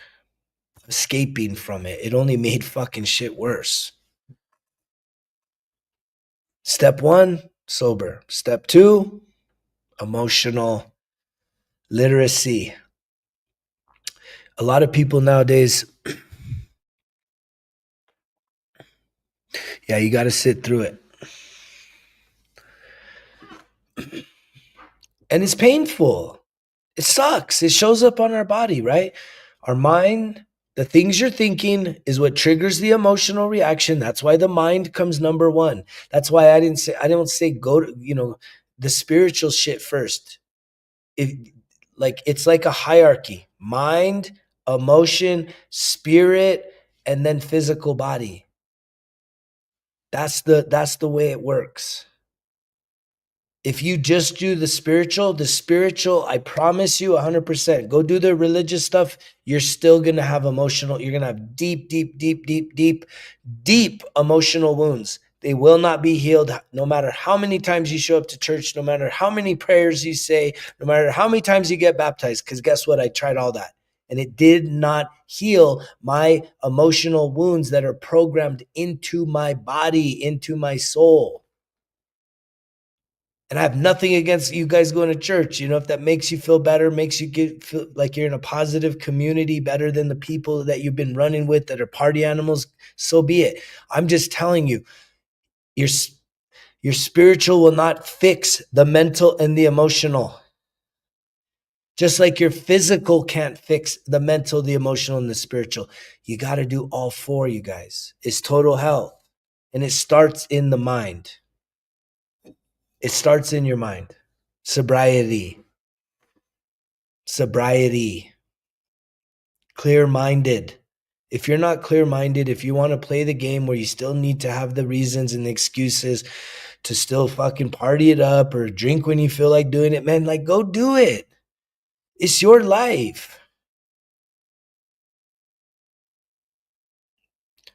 That's because I'm a shaman, man. I'm a healer. We got gray beards, wisdom there. And that's just how it is, man. That's just how I was put out. They say that gray beard shows the wisdom that is being spoken to you right now. It's heavy medicine.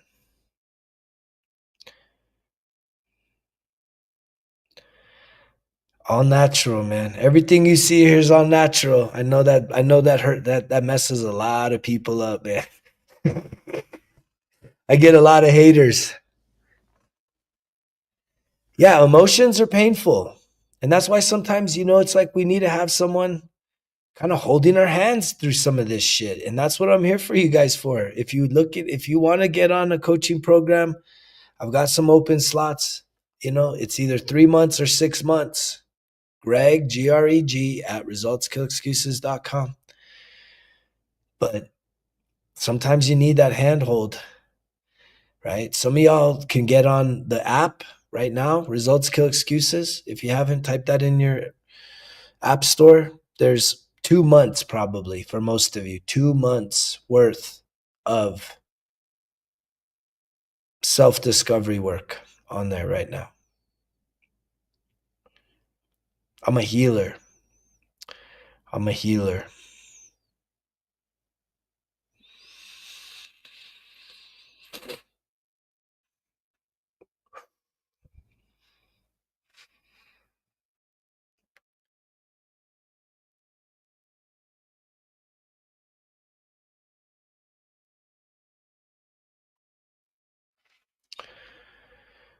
But it's a challenge, man. Here I am, still going through this process. I mean, that's the crazy thing, right? When you have your spiritual awakening, it's like I don't have the vices, right? I'm able to like sit in my pain.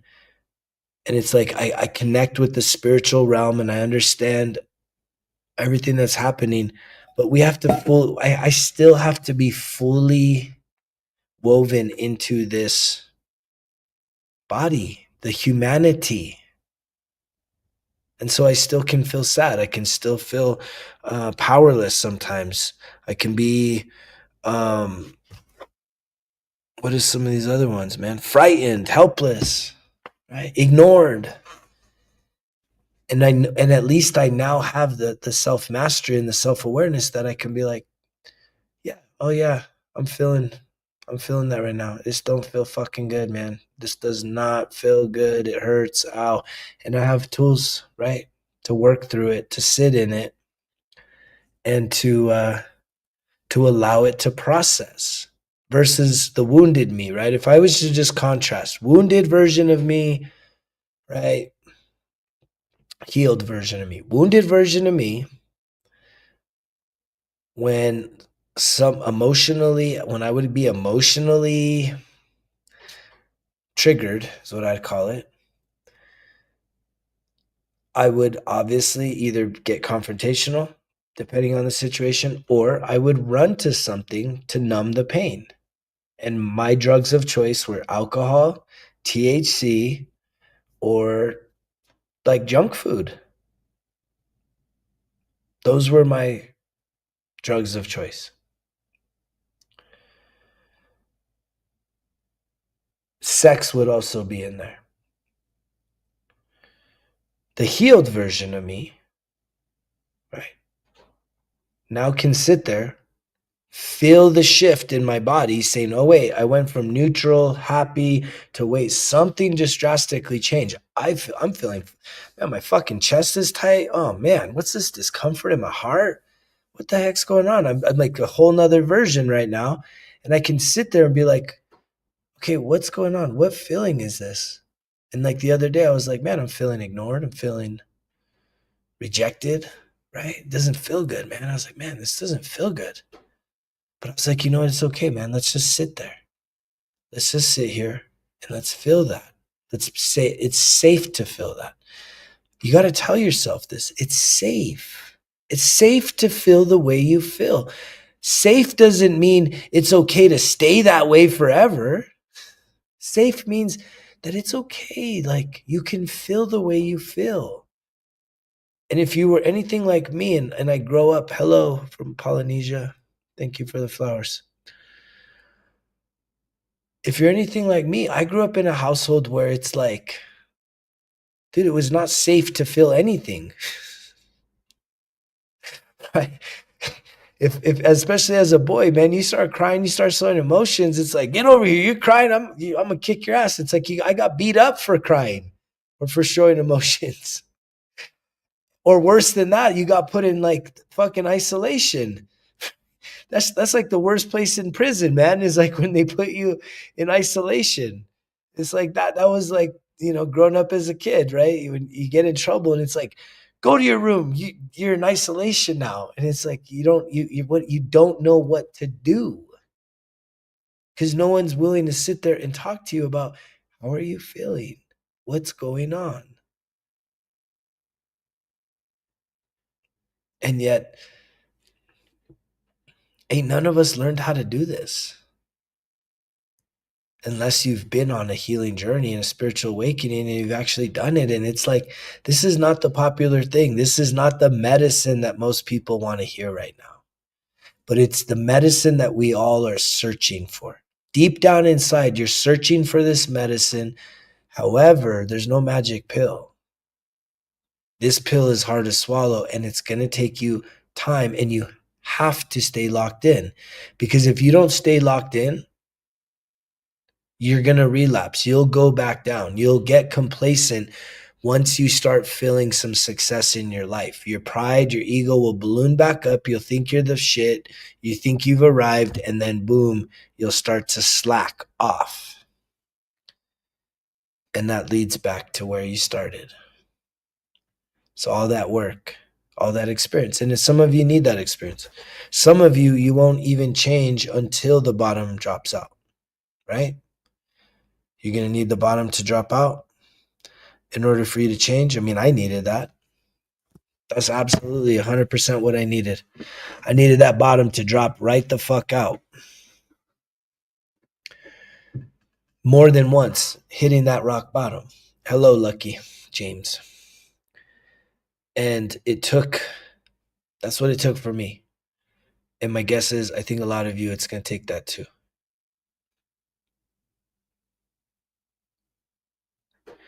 You don't need to replace. I'm not sure I understand that. To replace your lack of emotionally intelligent parents with a God, little g. I'm not sure what you even mean by that. Uh,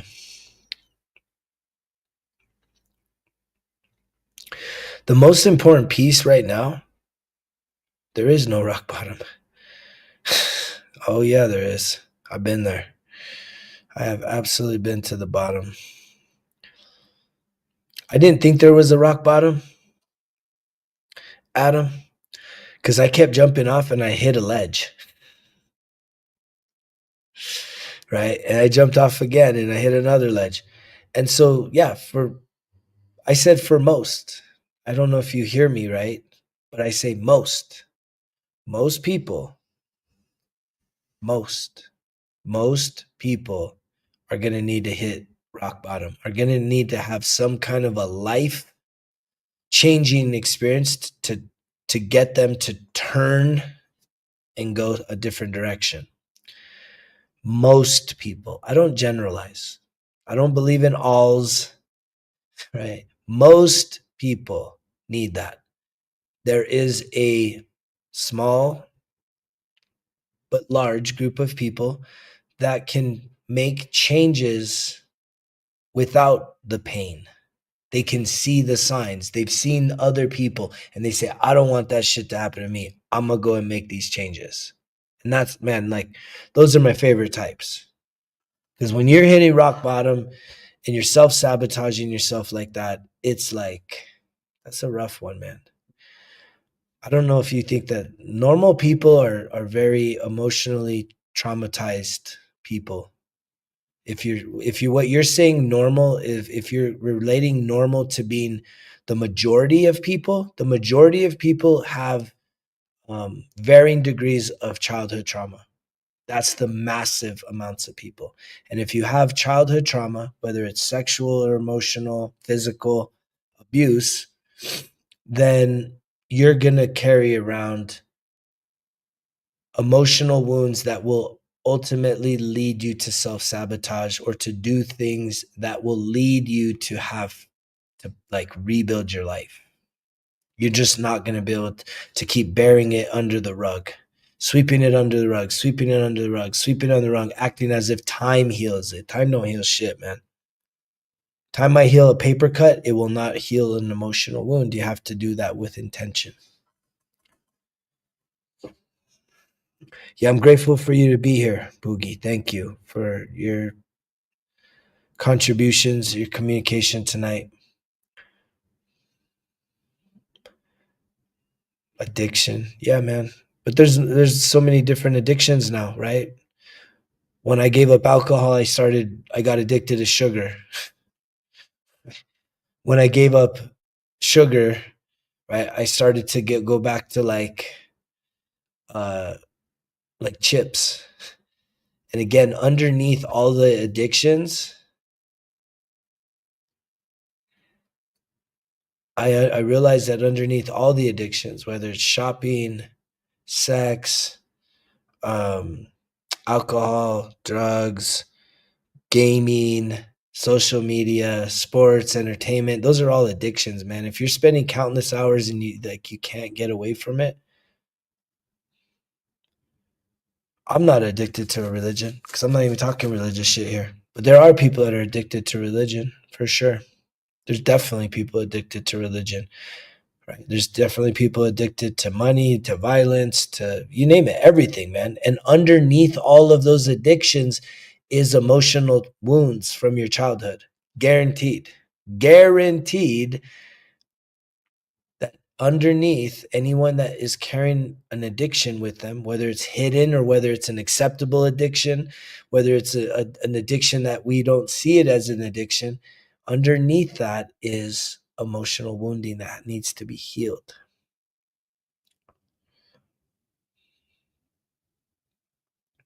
And I think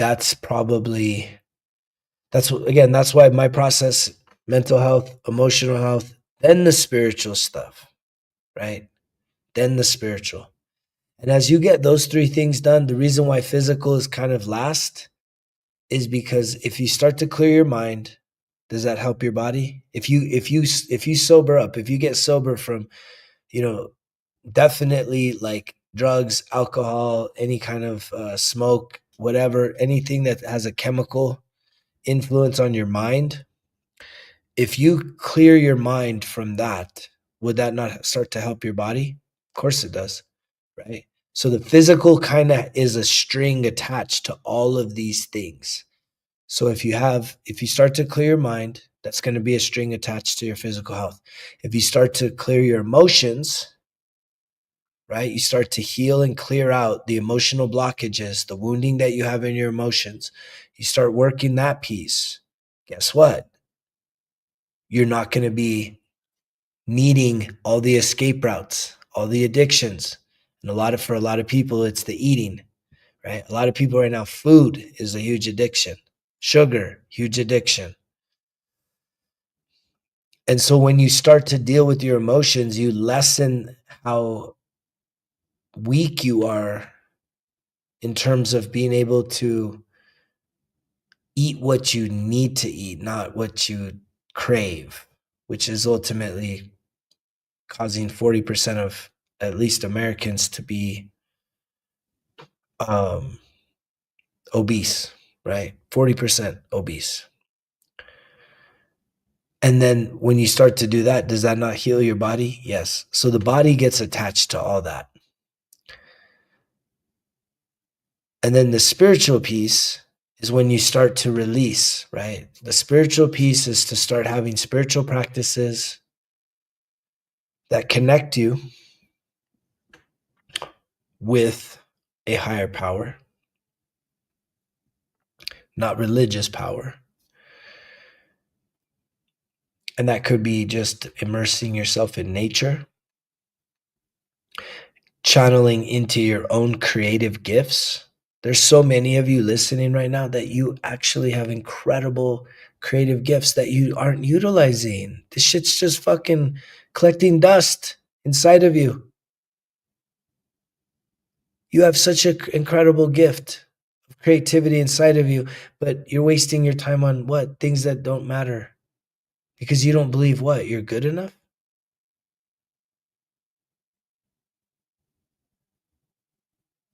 And so that is like for me, the spiritual activation is really to start tapping into your creative gifts because I believe that those gifts are special and they're unique to every person. We don't all have the same gifts. So when you start tapping into your creativity, that's a powerful place to start activating a spiritual connection. And once you do that, thank you, Geico Insurance. A part of the healing process when it comes to where is the root of these emotions, right? What makes you sad? What's making you so angry about life, so frustrated, so feeling unsafe, right? It's because the things that happened to you as a child. And there's ways for you to start unlocking that through breath work. There's ways for you to start unlocking that through a healing ritual, a forgiveness ritual, which is to be able to write down a list of all the people that have hurt you, all the people that have caused you harm. And that can be very, very, very emotional, right? Painful because you have to be able to get to a place. That's why the mental is important and starting to shift through some of your emotions and start to open yourself to the spiritual realm, which is seeing that everyone that's ever hurt you needs to be forgiven for hurting you. I do have a therapist. I only do therapy for, I'll be very clear about therapy because therapists, I feel like therapists catch such a bad rap, but that's because we want therapists to be miracle workers and they're not. I use therapy. I go to a therapist once a week. But my therapist is only there to be a sounding board. That's it. That's the best thing you could use that person for. A lot of you, a lot of people out there, when you have something going on in your life, right? You going through a breakup, something's happening at work, maybe something's happening in your body, your health. You go to friends, you go to family, you go to coworkers, and these people aren't qualified to handle your emotional shit. But we go to them, and they're just not signed up for that. And that's why I still have a therapist, is because I can go to my therapist and I can kind of do a big dump on her of all the shit going on in my life. And there's not an emotional connection there. She's not going to tell me things that, with fear of, is our relationship going to be different by me sharing something with her? I can tell her whatever, and she's just going to be a sounding board. And I think that's your best reason for therapy. They're not miracle workers. They're not going to they don't know how to deal with the sexual, the emotional, and the childhood trauma more times than not. I've done sacred medicines. I did one just the other day. I got the combo. Those are the combo marks. Yeah, man. Combo. The hape. I had a pretty powerful experience. That's not really like everybody thinks all the sacred medicines are like hallucinogenics, and it's not like that. I've never done the ayahuasca, but the combo is like a purging thing. It's very powerful. But I do, I'm open to sacred medicines being utilized as part of the healing process, right? But and the difference between a sacred medicine and using THC is, like, a sacred medicine is something that you should do like once in your life or a couple times, right? It's not something you're doing every day. Oh, I'm doing my sacred medicine every day. And I used to have that, man. I used to have a THC card. I used to grow weed. I used to be the biggest fucking stoner ever since high school, right? I had one of the first medical marijuana cards in California, back in the day, late 90s. And yet, it don't work for me, man. It doesn't make me a better version of me. That's my filter when it comes to anything, right? When I was still smoking THC, right? I had to ask myself, is this making me a better version of me? And again, I'm like, it's not. I know I'm not better. I know that I'm not as motivated. I'm not as inspired. I'm not as clear minded. I'm not as um, hungry to go and be, the best version of myself. I know that I was using it to numb out pain, to check out, to crash land at the end of the day, and then sometimes all day. And so to me, that's why it had to go. Anything that doesn't enhance who I am, which I'm now a believer, the greatest enhancement you can have is breath work, pranayama breathing, which is something that I'm certified teacher in doing. I don't really care what you have to say. I do speak with authority. I speak with all of the authority I've been given, man. Right? I think that's funny for you to even say that. You should not think. You should just hear what I'm saying, or you just roll. Roll, man. Like, there's plenty of other shit to listen to. This isn't even getting emotional. This is just being direct. That what you're saying is a reflection of you, not of me. Right? For you to be hearing my authority tells you that I have it. You just don't understand why. Because you're like, why does he have authority? Dude, I've been through the fires, the trials of life. I got the receipts to show it. I'm not just speaking here just to fucking entertain people. I'm here to challenge you to be a better version of yourself. And that starts with, can you be sober? Can you do life on life's terms? That's my authority. I do life on life's terms. What does that mean? Sobriety first. No escape routes. We live a sober life. I manage my emotions. I have the proof to show it. I'm more physically fit than I've ever been in my life. And I've always been physically fit. But I'm all natural, no shortcuts, no TRTs. Right? I have a very spiritual practice every single morning, a morning routine that is locked tight, and I'm able to get on here and show people the way. Right? Because I absolutely believe you do not need a qualification. What you need is results. If you heal something in you, if you have a vice, if you have something in you that you can heal in yourself, that alone perfectly qualifies you, right? To heal that in others. That's the qualifier. Your mind's of the old mind. You're like, damn, this guy needs to be this or that. It's like, dude, I don't have to apply to any of that. That's not the world we live in anymore, dude. The world we live in is people can qualify themselves if they have done something to improve their life. If you have made a difference in your life, guess what? You're qualified. That's all projection, bro. That's all projection on your part. They always say that, right? If you see it, they say if you see it, you got it. Whatever you're seeing in me is this is all you, bro. This is all you. I'm putting my message out here. Ain't nobody else talking about that except for you. Can you look in your own mirror?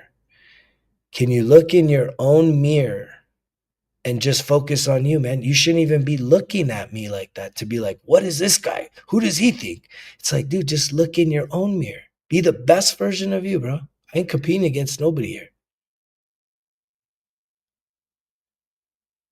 Dude, no, who's saying you do have it or don't have it? Get on there, man. Go press the like button on your thing, bro, and start talking your truth. I don't even understand why you're coming over here like that. It's the silliest shit. Like you're making so much, you're wanting the attention, right? You want the attention. I'm just out here, bro, speaking my truth, and you have the right to do the same. Speak your truth, right?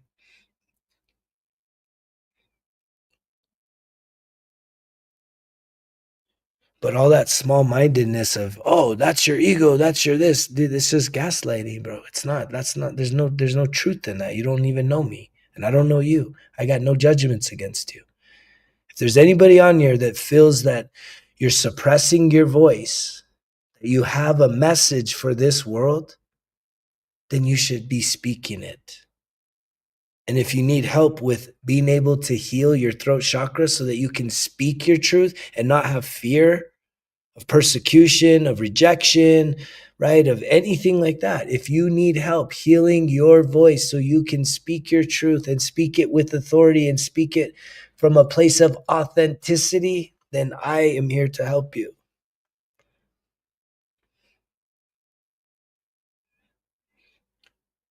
Because most people are afraid. Most people that is like going on to places and like, hey, what are you doing that? Why are you doing this? It's like you're uncomfortable.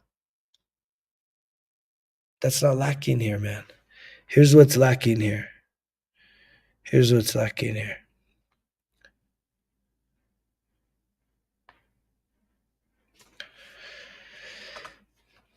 Me exercising authority. Me exercising authority is what was lacking there. Which you all should realize that you have that too. You have the authority, man. If someone, have you ever heard this? And so here's a part about me. Yeah, I appreciate all you guys commenting on that. But that was a new version of me that just showed up. It's like, wait, I hear this, I see it, I see the pattern. It's like, wait, time out, man. Time out. I'm a recovering people pleaser. Does anybody want to know why? Why am I a recovering people pleaser? Is anybody still a people pleaser, I guess? I'm a recovering people pleaser. I'm going to tell you why. Because I've done the work. I understand my story. I understand the root cause of a lot of my emotional pain, my emotional trauma. And it comes from the fact that I experienced a sense of abandonment as a child. My father was very violent and abusive. And so my mom had to literally escape from him, and he was never a part of my life.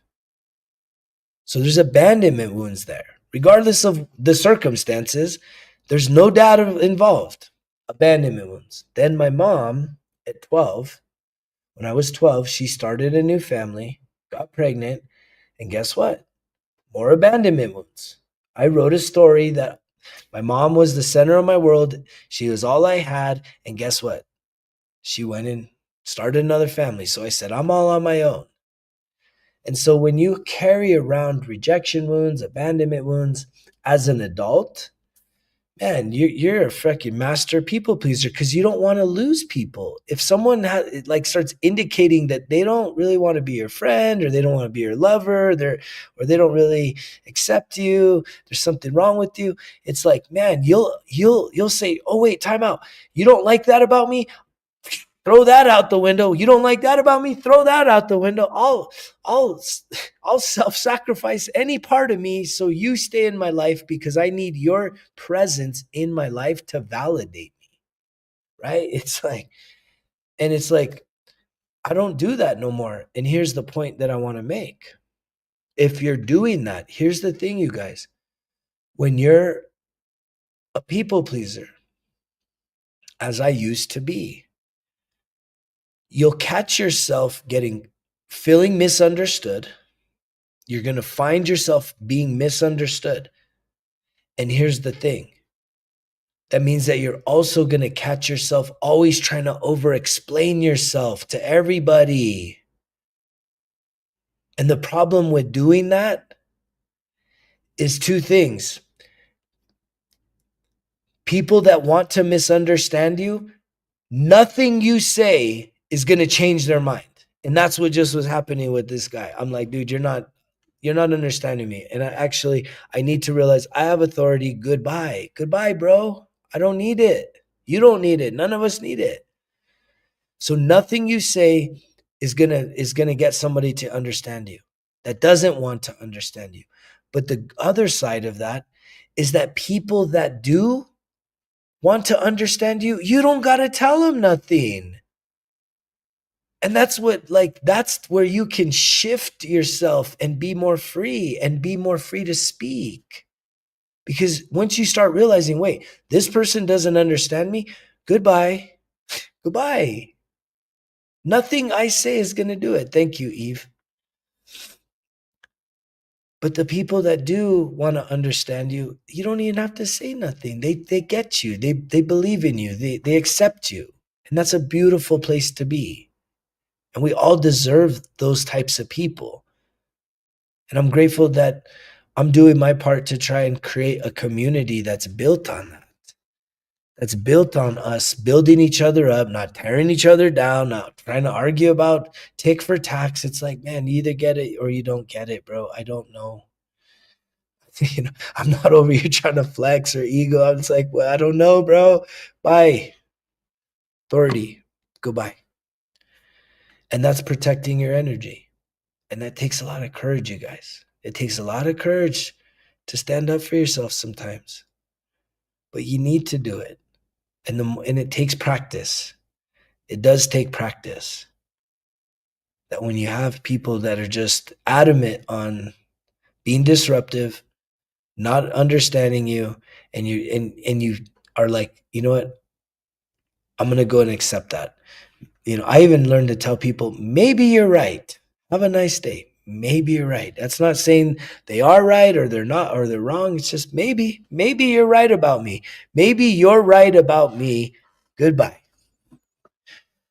So that's another place for you to work on, is if you got those rejection wounds. All of this stuff starts to become clear once you clear your mind. I keep going back to that. I know that's it's a hard one. Yeah, the boundaries matter. Understanding your values matter, right? I'm going to do a plug. If anybody's interested in a 1% Better everyday journal, I would love to ship you one of these. The 91-day journal right here. 1% Better everyday journal. Click on the link down below. But there's a literally a 91-day self-sabotage to self-mastery program with like over, I think it's about almost 40 videos with me coaching you on stuff like figuring out your self-sabotaging patterns, figuring out what are your values, figuring out how to set boundaries, figuring out how to have positive coping mechanisms, figuring out how to like celebrate victories, personal wins in your life in a way that is like doesn't set you back, to actually like create healthy celebrations.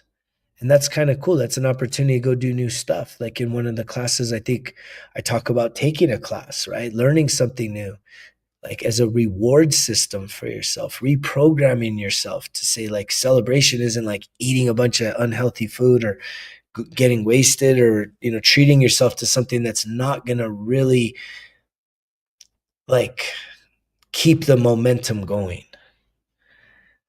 And so that's just that's an opportunity, is the 1% Better Everyday Journal. Got the bonus pack there. If anybody's interested, it's got the 4-color pen that makes journaling really fun. And you get a few stickers with it too. So thank you to everybody that's been supporting that and investing in themselves. Really, it's a really really big investment in yourself, but it's going to require you to invest time. And most of you think you don't have time, but I'm here to tell you, journaling, 1 hour of journaling every day will actually save you time. You don't believe that, right? Because you're like, 1 hour a day. Yes. First thing in the morning, 1 hour a day, right, will save you time. And you're like, wait, how is that? I don't have time. I don't have an hour just to be sitting there writing about shit in the morning. Here's why it will save you time. Because when you start to journal with a structure like what I've put together here, where you're starting to write down things you're grateful for, having some reflections, what did you do right? What could you do better? And then coming up with 3 things that matter every day, you're going to start to sort through life's problems, and your mind isn't going to be so cluttered, and you're going to start clearing your mind, right? So it's another piece of that clarity of mind by writing things down so you can empower yourself to be more intentional about the things you're doing. You're going to be less wasting of time when you start holding yourself accountable, saying, I put 3 things on here that focus on what really matters today, and then you go and do those things. When you actually do those things, and it doesn't have to be high bar stuff. If you set the bar too high, guess what? That's self-sabotage. When you're starting new habits, you got to set the bar really low. Good night, Jamie. Thank you, bro. When you set the bar really, you got it. When you're starting something new, the bar's got to be on the ground. That's, most people say that sounds so stupid, but it's like if you wanted to start a new habit of working out, I would literally tell you, go to the gym for 5 minutes 2 times this week. 5 minutes, that's dumb. But the thing is if you tell yourself you're going to go for an hour 4 times a week and you only go 3 times but for an hour, do you have more or less self-confidence? If you said 4 and you only went 3, subconsciously, you have less self-confidence because you didn't do what you said you were going to do. That's where most of you are struggling right now, is with the self-confidence. You have to start meaning what you say. And so you have to play a little trickery with your mind, humble yourself and say, twice this week, 5 minutes. If you go 3 times and you stay for 30 minutes, do you have more self-confidence or less self-confidence? You have more, because you set the bar so low and your mind is all happy because it's like, oh, whoa, new version showing up. Wow, we're actually doing what we said we're going to do. Fuck, that's awesome. And then you do it. Like the next week you say, I'm going to go 3 times for 7 minutes. And if you go 3 times for an hour, fuck, man, you're winning. That is the literal fucking recipe for how you build this up. The third week, right? You say, I'm going to go 4 times for 10 minutes. And if you go 4 times for an hour, you're winning. If you were wanting to switch some nutritional stuff,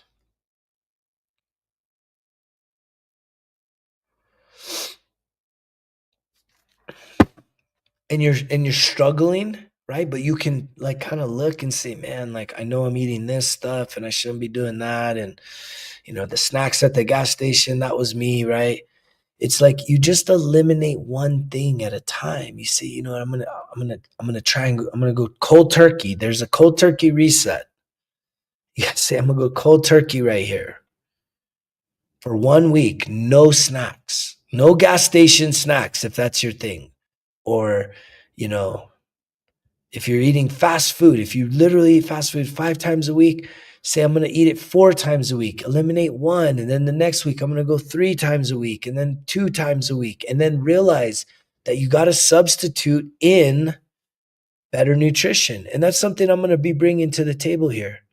I love nutrition. I love cooking and I love meal prep. And I love, teaching about some really healthy meals that you can make really quick, and they're kind of grab and go, and yet it fills you up. It's healthy. It's full of superfoods and vitamins and minerals, and it just makes you feel better by yourself. And they kind of feel like they're eating snacks, but they're not. They're super healthy. But that's how you do it. It's little, 1% better every day. That's what we're talking about here. That's the mantra, 1% better every day, which is lowering the bar. If you're interested, I would love to send you one of these journals to get you started building your self accountability, start creating a journaling practice.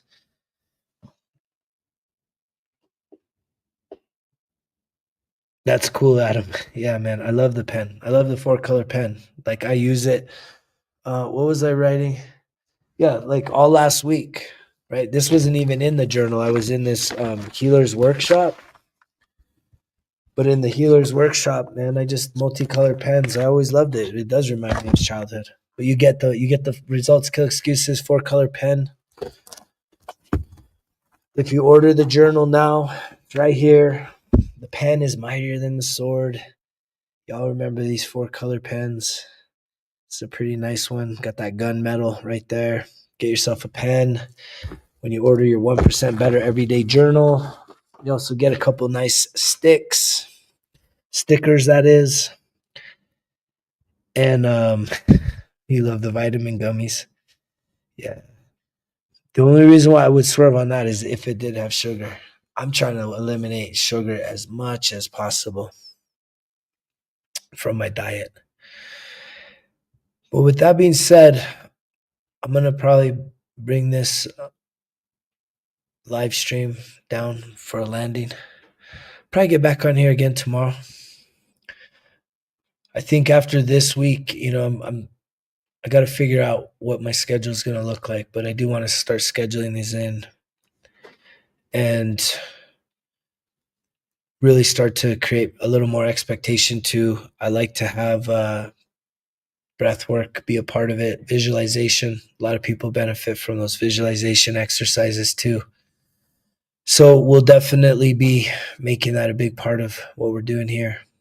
Thank you, Emma. I know you stayed on here for a minute, so I appreciate you tuning in here, sending you lots of love, joy, and peace.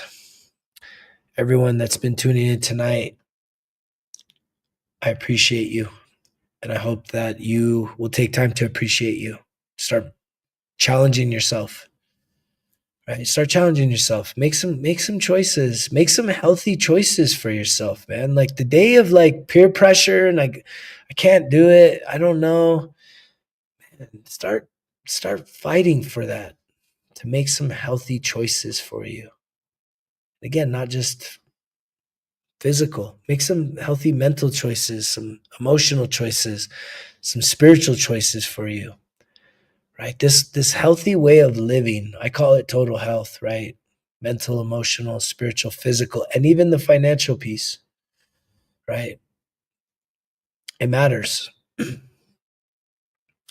And if you embrace that as a concept, as a guiding principle, that it's not just physical health, it's not just being super spiritual, it's really showing up in every way possible for yourself.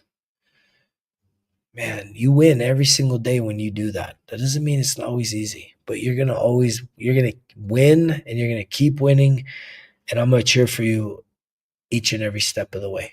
I love you guys so much. Thank you again for tuning in here. If you haven't yet, subscribe, share the message, keep tuning in, and we'll see you on the next one because you know the drill. Results kill excuses, because if it was easy, it wouldn't be worth it. Greg's out.